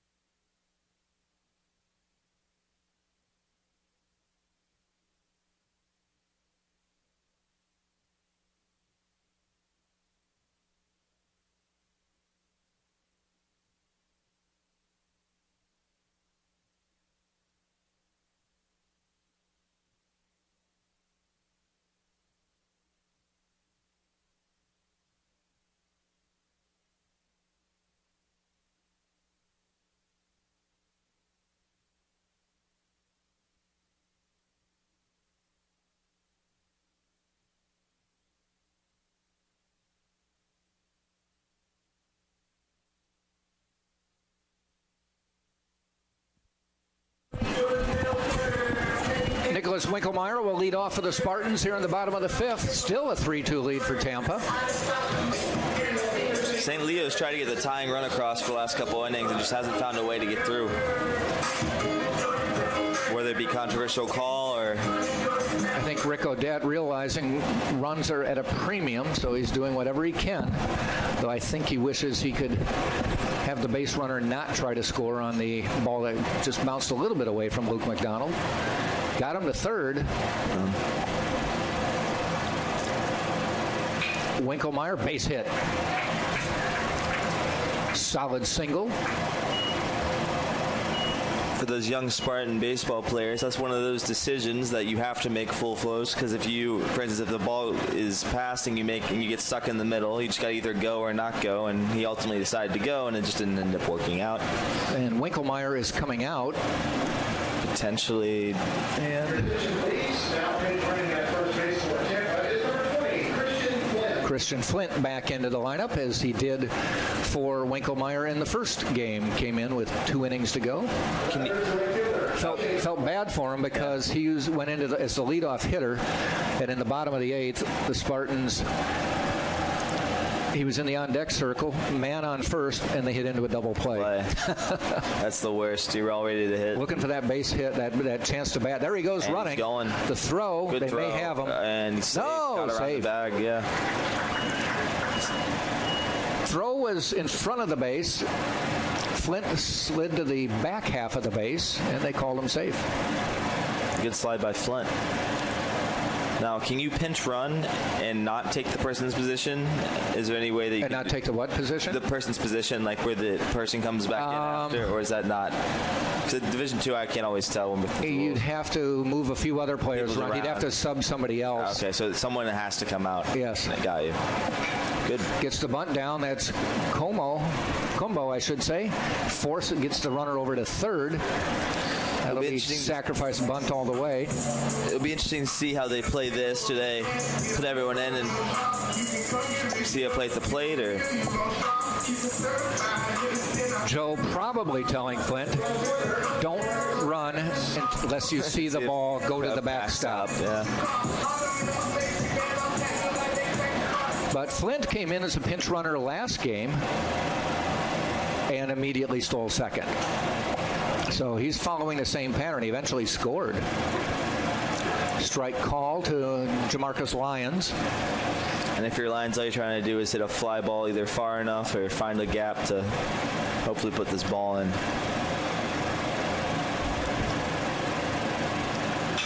Got that one out there into right field, fairly deep, giving chase, making the catch. That'll score Flint easily. Even though Barry makes the catch, he was running away from the infield. And Christian Flint scores, and the Spartans lead 4-2. So they accomplish what they wanted, getting another run on the board. I think we just predict things up here, Jack. I've looked at through the stuff over the last year, and then we've talking about a home run, talking about a fly ball happen. So whatever we've been doing for the baseball guys, they seem to be in our favor. John Malcolm at the plate now, 2 outs, nobody on. Bounces in for a ball. It looks like the St. Leo Lions have a right-hander warming up in the bullpen down the right field line. I don't know if the camera can get that, but it cannot. Number 30 is warming up, so let me get the name for you. Jeremy Peel, right-handed pitcher from Jacksonville, Florida. Ground ball out to second. Making the stop is Torres to end the inning. So the Spartans pick up a run. We've now played 5 full, and it is 4-2 Tampa, leading St. Leo right here on TampaSpartans.tv.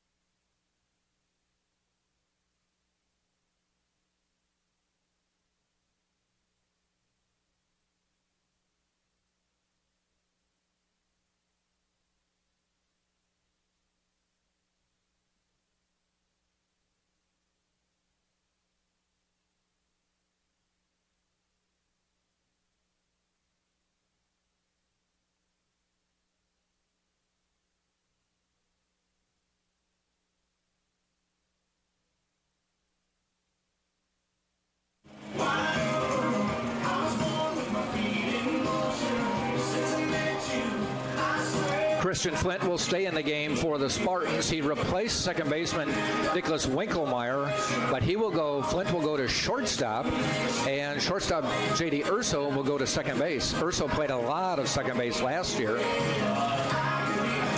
He's accustomed to playing anything up the middle.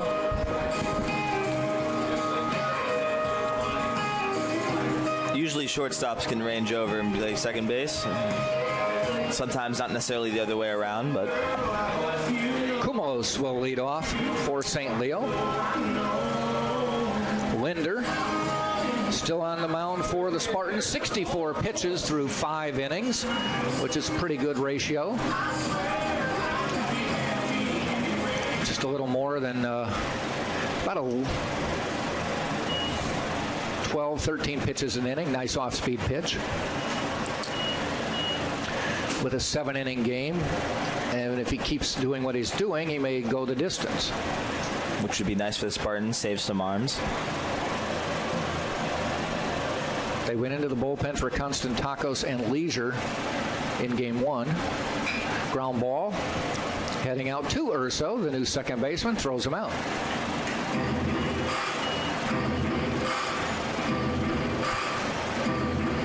Urso's probably like, just trying to see if I've got it, huh?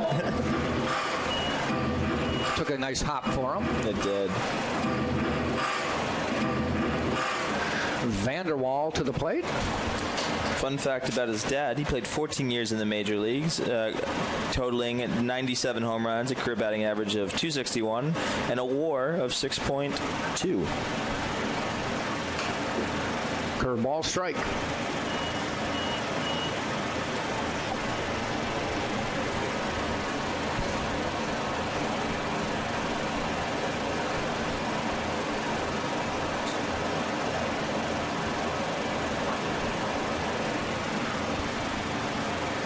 Outside high.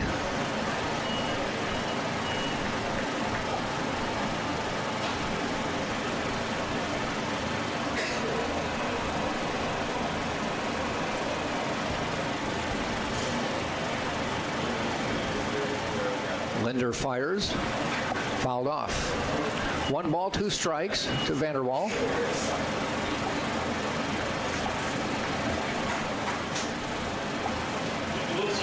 St. Leo has one of the cooler looking jerseys I've seen in the Sunshine State Conference. Don't get me wrong, the Spartans have a nice little uniform in themselves, but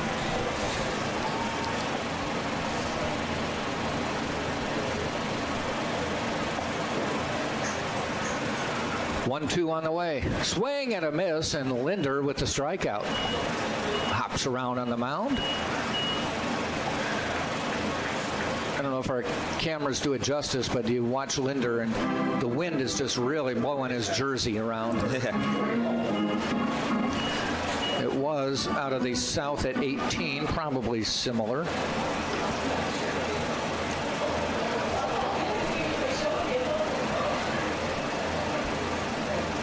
Still 18.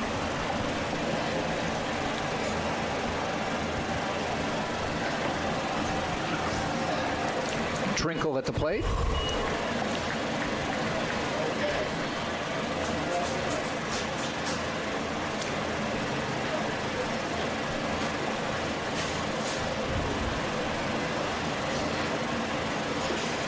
A little bit low. Trinkle with a sacrifice bunt in the second inning.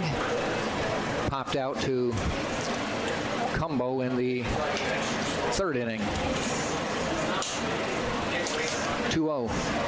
Ground ball heading out. Does it get past Urso? No, he makes the stop. From his knees, he throws him out. Amazing play by J.D. Urso over there at second base to give himself a little shimmy. And that takes care of St. Leo in the sixth. No runs, no hits, no errors, nobody left. We played 5.5. Spartans still lead 4-2. Being a champion takes more than talent, more than the perfect pass, more than using your head. Being a champion takes the spirit to always push harder, the ability to overcome any hurdle, and the fire to be the best. Welcome to Division 2, where the pursuit is yours to create. And the question isn't, can you do it? It's, will you?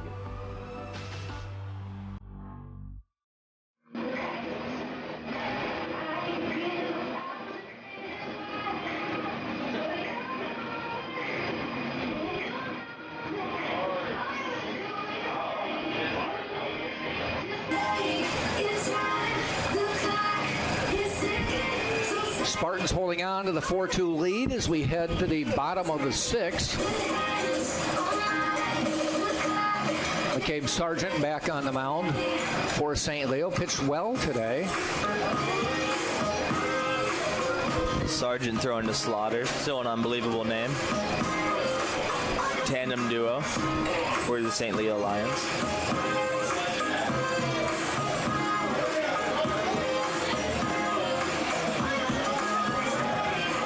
Spartans will send up McDonald, Glancy, and Urso. And a host of others. Other fun fact that I always like bringing up during the baseball season, more men have walked on the moon than the amount of earned runs given up by Mariano Rivera in the postseason. There have been 12 men to walk on the moon. There's only been 11 runs given up in the postseason. So, unreal stat.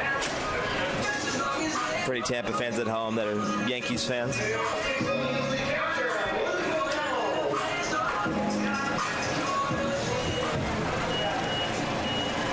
Luke McDonald steps in.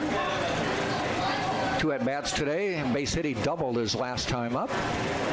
Whoa, that one. Over his head, behind his back. Wild.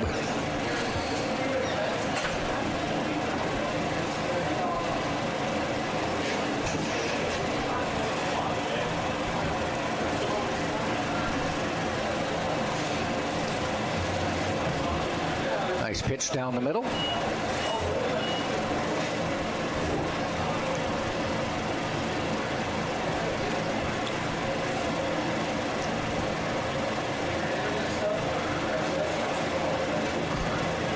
Just inside. 2 balls, 1 strike. Shadows you see just about reaching pitcher's mound now. And now home plate in the sun again, temporarily. Little curveball inside. 3-1.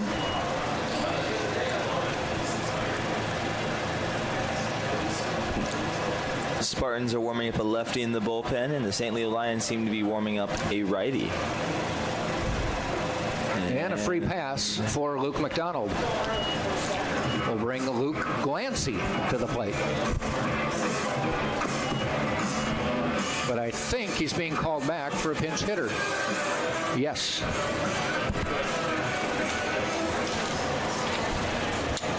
Eric Zimmerman.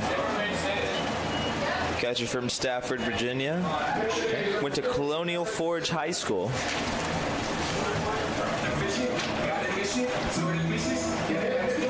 Eric Zimmerman, this will be his 2nd game and his 2nd at-bat.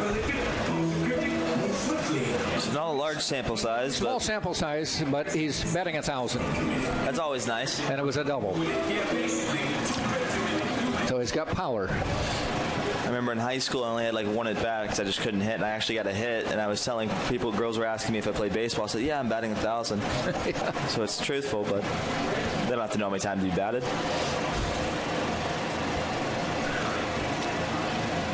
Nonetheless, he looks to get another hit.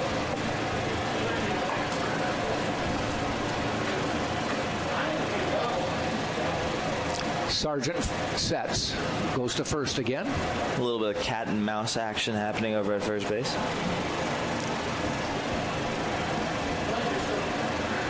I would bet McDonald is far from a base stealing threat. Has not tried to steal a base.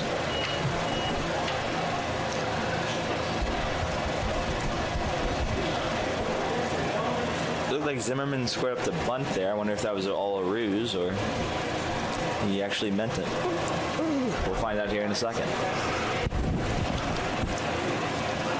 Does show the bunt, gets it down. They're probably going to have to go to first. They do. The throw gets no one's at third. Nobody at third. And great cruising. Baseball IQ slides, and they call him safe. Good heads up base running.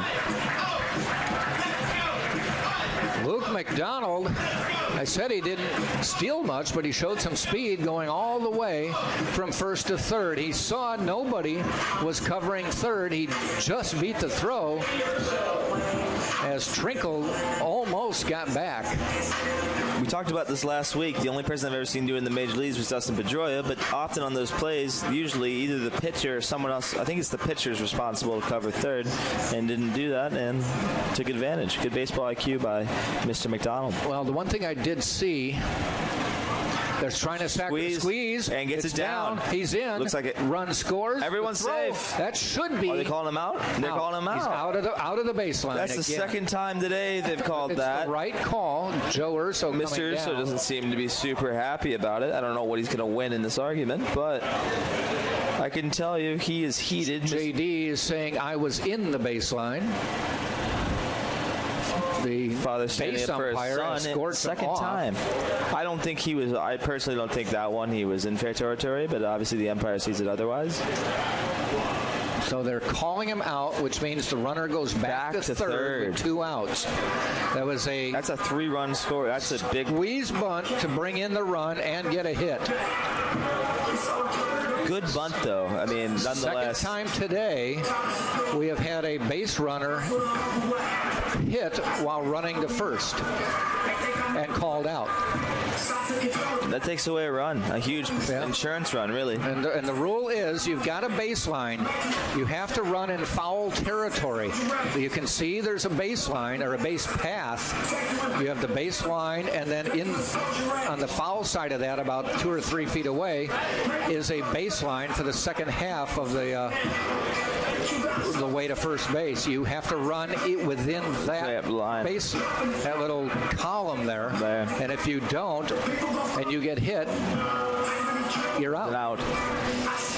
I see how J.D. Urso could be upset. Takes away an RBI for him and potentially a base hit. I don't know if you would have called that an error or a base hit. I'm assuming I think he was going to beat the throw. I don't think he tried to get in the way of the ball. No, they just said he was. That was interesting. They just said he was out of the baseline.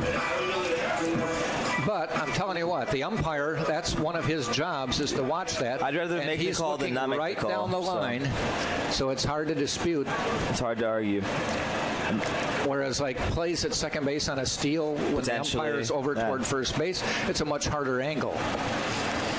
Well, come to a ballpark, you see something new every day. That's 2 times in one game we've seen that called today. So now, 2 outs, runner still on third. So basically, Urso, the line will be that he grounded out to the pitcher.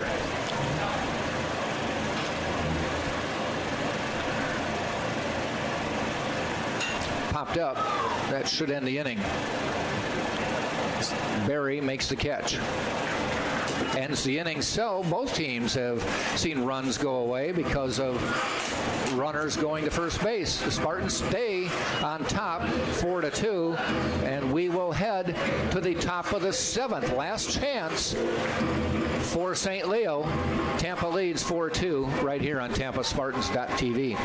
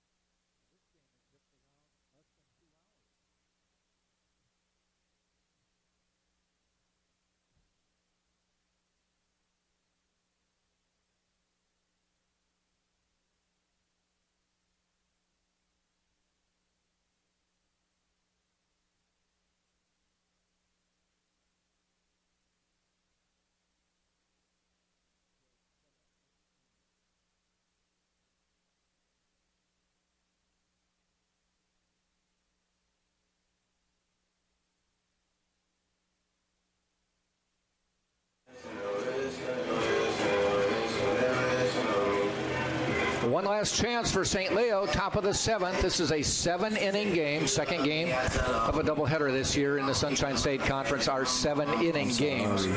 So we'll see what Rick Odette can pull out of his bag of tricks to get 2 runs across. You know what? It feels like nature's healing a little bit, seeing some of these fans dance in the crowd. Just excited to be out in the ballpark, seeing one another. Jackson Blevins at the plate. Nonetheless. That's a base hit and 2 official at-bats. Looks like they're trying to get through with Linder. And he's only at 74 pitches, so... It'll be interesting to see if Urso does one of those tricks where he brings a reliever in just to get him some pitches. You know, on a 4-2 game, I doubt it. Yeah. 8-2, yes. Okay. It makes sense.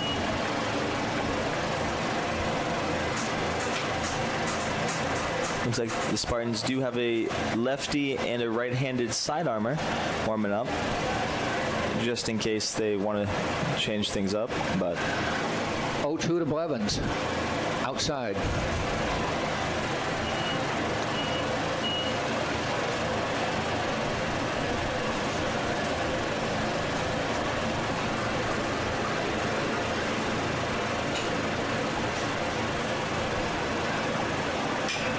Hit out into left field. Jamarcus Lyons giving chase. He's going to go into foul territory, and it falls foul. Shades of Manny Ramirez loses his cap.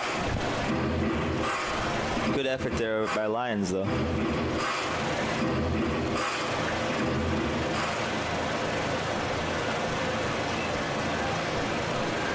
So it stays 1 ball, 2 strikes.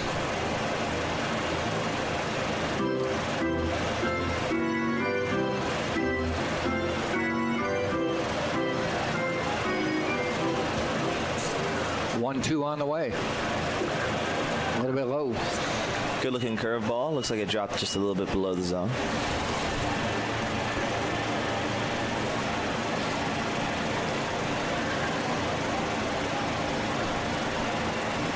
Two. That is hit deep. Combo near the wall. Gone. It's a 4-3 game. Blevins defying the odds with an 18-mile-an-hour wind blowing in. Got all of that and hit it out. 4-3. St. Leo has cut the lead. That ball is long gone, just like the ex-girlfriend who will never return. Call me back, Jessica. But see, now that run that we talked about earlier, the controversial calls, a huge difference in the game because now the game would be tied. Now maybe he doesn't hit a home run there. Who knows? But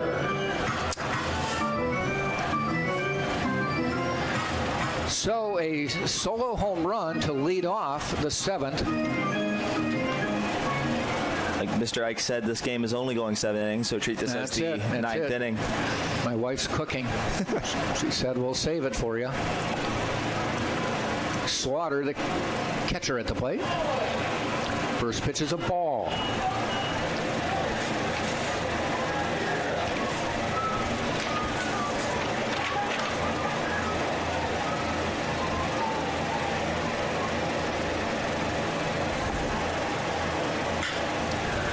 Hit out and deep into left center field. No and way. It is that tied. Ball's gone. Wow.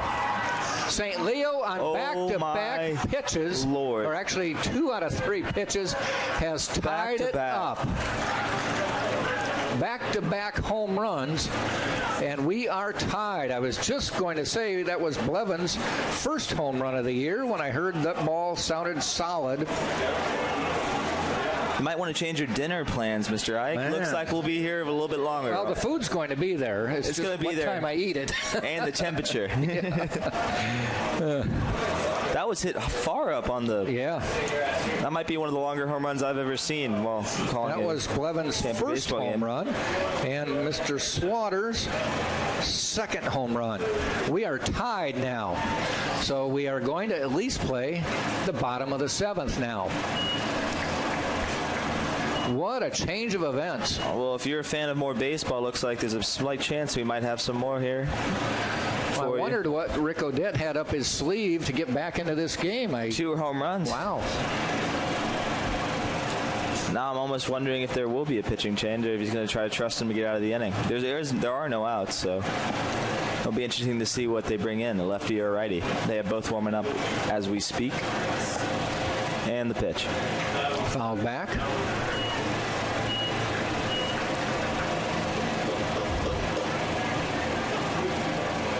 Boy, a stunning turnaround here in the 7th. And this, as I've said a few times, but just to make sure you're informed, is supposed to be the last inning. Ball hit down the right field line. It's going to curve foul. Nobody out.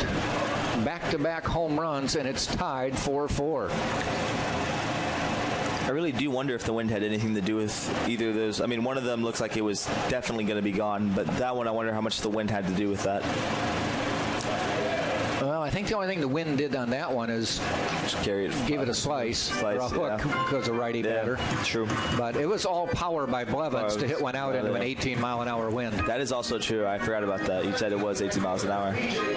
So it will not be considered a wind-aided home run. It was a wind-deterred home run. Wind-deterred home run. Here comes Joe Urso. Probably got the word that whoever he wants to come in is ready. By the way, we were talking about Jack Harlow earlier, the guy who arrived in Tampa the other night for a College Bangers event at the Ivy Rose. The song they're playing right now, that's Jack Harlow. Okay. So if your daughter asks, you hear this song, be like, it's Jack Harlow. I'll be ready. He was on SNL. He hosted SNL the other night. Oh, okay. So, which I watch. Or either host. I think he hosted because he was a part of all the skits. So I remember. Oh, okay. So Joe Urso making the change. Eric Linder, who got into the 7th, then gave up back-to-back home runs to tie the game. Got an out here, but Joe Urso is going to make the change anyway.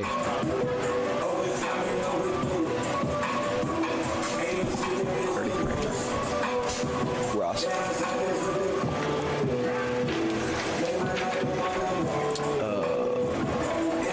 Coming in to pitch for the Spartans is Dalton Ross.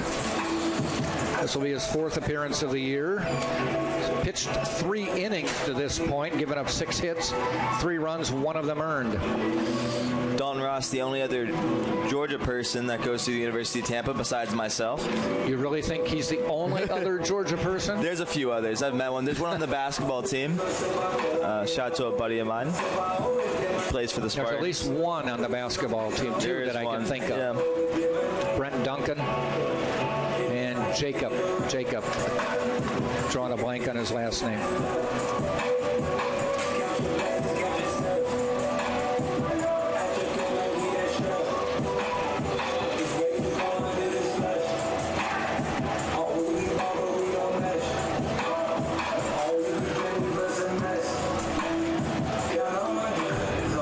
So he will come in with nobody on, 1 out, but it's now a tie ball game.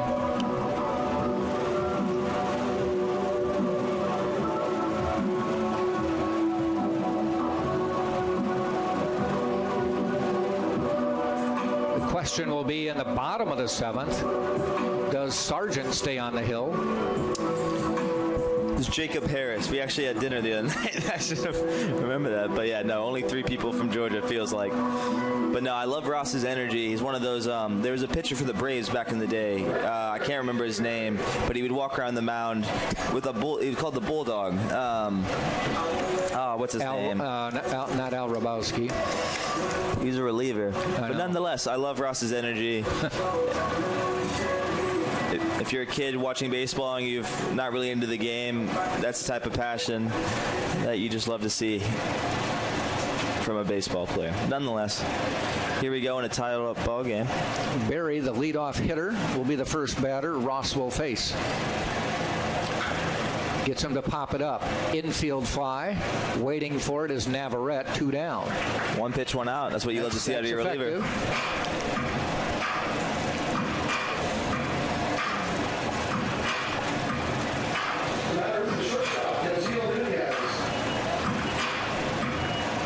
Nunez. Shortstop to the plate.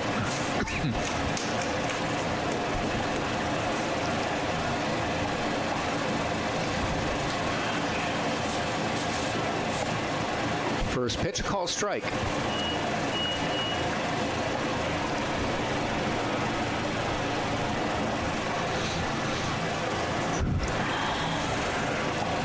That one called strike bounces off of Josh Rulei's mid, who came in to replace McDonald. Absolutely amazing frame job, even though he didn't have the ball. Umpire said, looked good enough to me anyway. So Nunez down 0-2. Ross in the stretch. Does not waste a pitch, gets the strikeout, will go to the bottom of the 7th.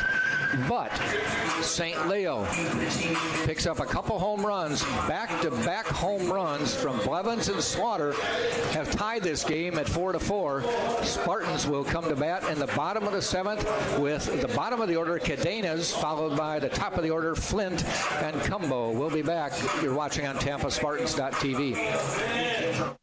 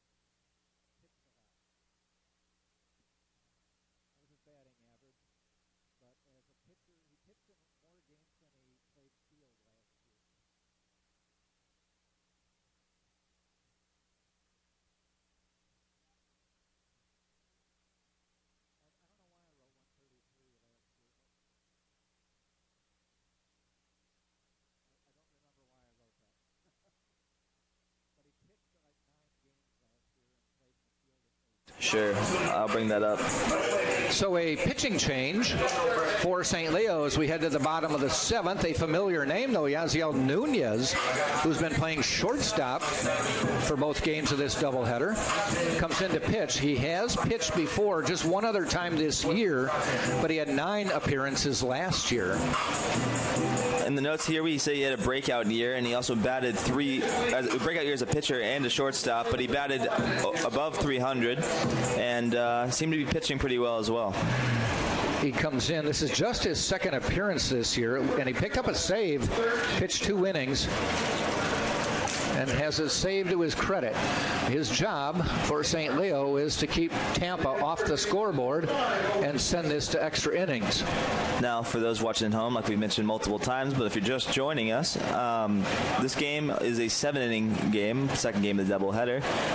Question, Mr. Ike, is there a runner on 2nd in extra innings with doubleheaders in 7th inning? I don't know. I'm saying no. Okay. I don't believe we were so. talking about that in the softball game earlier because there was... What'd they do in that game? Apparently, the last weekend, and I wasn't a part of it, they said there was a runner in 2nd and the extras. But this week, there was... I saw the game. There wasn't. So okay. I don't know if it's a pick and choose type of thing or. Huh. Well, as the Spartans announcers, let's hope we don't figure it out today. Cadenas to the plate. If one of these Spartans can put it out over the wall, I might just lose my mind. Nunez to pitch. The shortstop turned pitcher. Throws a high curve.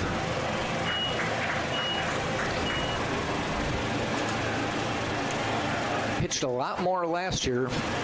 Pitched more than he played shortstop last year. This year, this is just appearance number 2. There's a strike.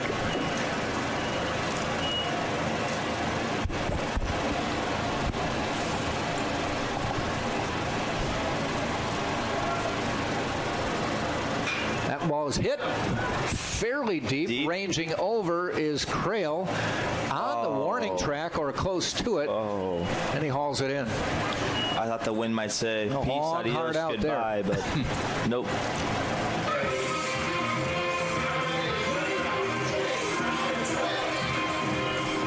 That's one thing I remember playing baseball. If you get to the warning track, your buddies made fun of you. You got to work out more, train a little bit harder. Brings Christian Flint to the plate, finally getting that plate appearance. He was in the on-deck circle in the bottom of the 8th first game.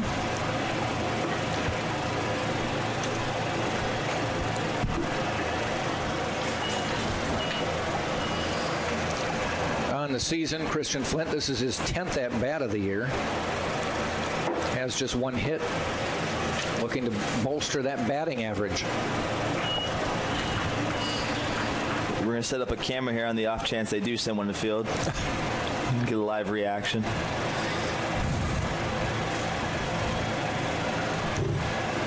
Strike call. Strike right down the middle. 2 balls, 1 strike.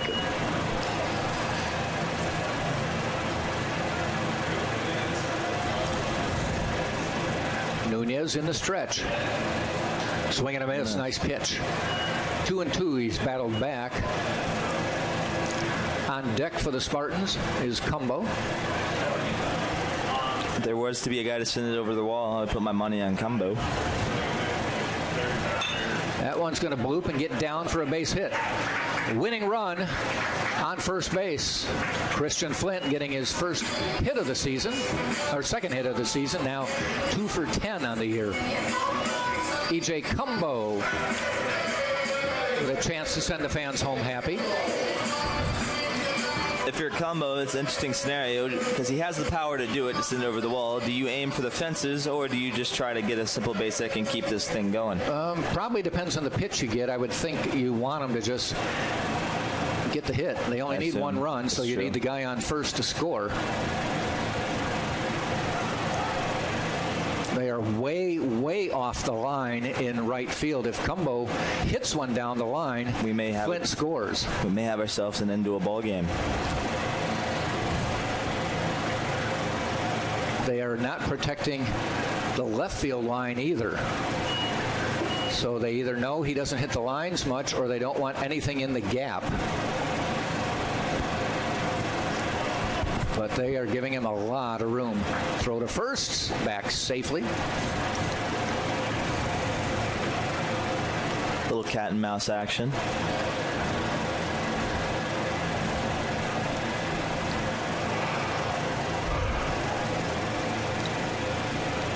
Again.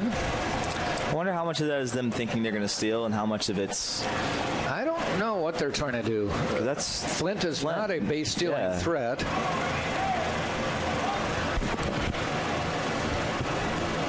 And there isn't really a book on it. There's one hit into center field, falls for a base hit. Winning run on second with one out. And Jamarcus Lyons, well, he's got the game-winning RBI from the first game. Chance to get the GW RBI for the second game.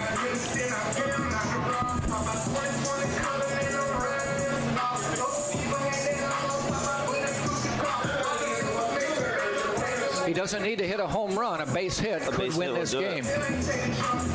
Now, if you're St. Leo's coach, do you bring the outfielders in or medium depth? Because this one's an interesting call. I think you bring him in because you want the play at the plate. Yeah. With one out, you're not looking for double play depth. Yeah.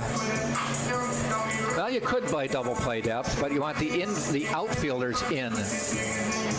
Infielders, double play depth. Outfielders in. If you're the Lions, you're going to do everything but hit a double play in the situation. Literally, a fly ball to right field would be better. Potentially having him tag. Flint already showed off his speed on that when he rounded second and found them sleeping on third base earlier.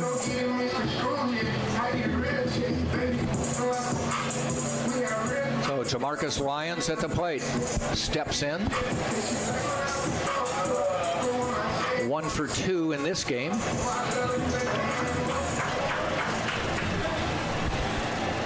Had a sac fly RBI as well. Here's the pitch.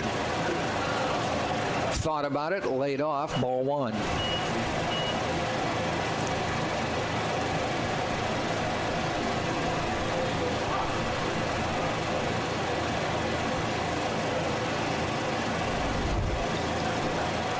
Ball high.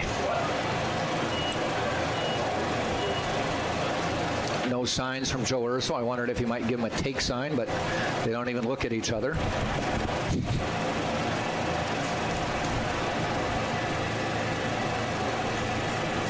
Two-0 pitch. That is hit deep. That may be the ball game. That's back. Way back. Get out of it. Gone. The Spartans win. Spartans win. 3-run home run. Jack-Eye, go eat your dinner. Lions. Go eat your dinner.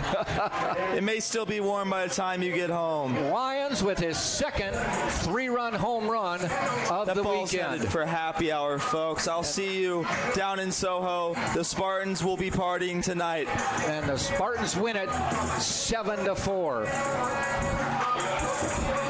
Go wild. Go crazy, folks. So the Spartans take all 3 games from St. Leo. Thanks to Jamarcus Lyons with 3-run shots in both games. This was a walk-off homer. The first one was a 3-run shot in the 7th inning, which proved to be the winning runs for Tampa. So Tampa goes to 15-2 on the year, 14-1 in the conference. Will continue with their stranglehold of first place in the Sunshine State Conference. Next up for us on Friday, Florida Southern will be here. And the winning pitcher in the game is actually going to be Dalton Ross, who is the pitcher of record. And the losing pitcher is Laziel Nunez, who gives up the 3-run shot. So join us 5 o'clock next Friday when the Spartans host Florida Southern right here at Tampa Field. For Tate Gebhardt, Jack Ike saying thanks for joining us. Get home safely. And will join us on Friday when the Spartans host Florida Southern. See you. Good.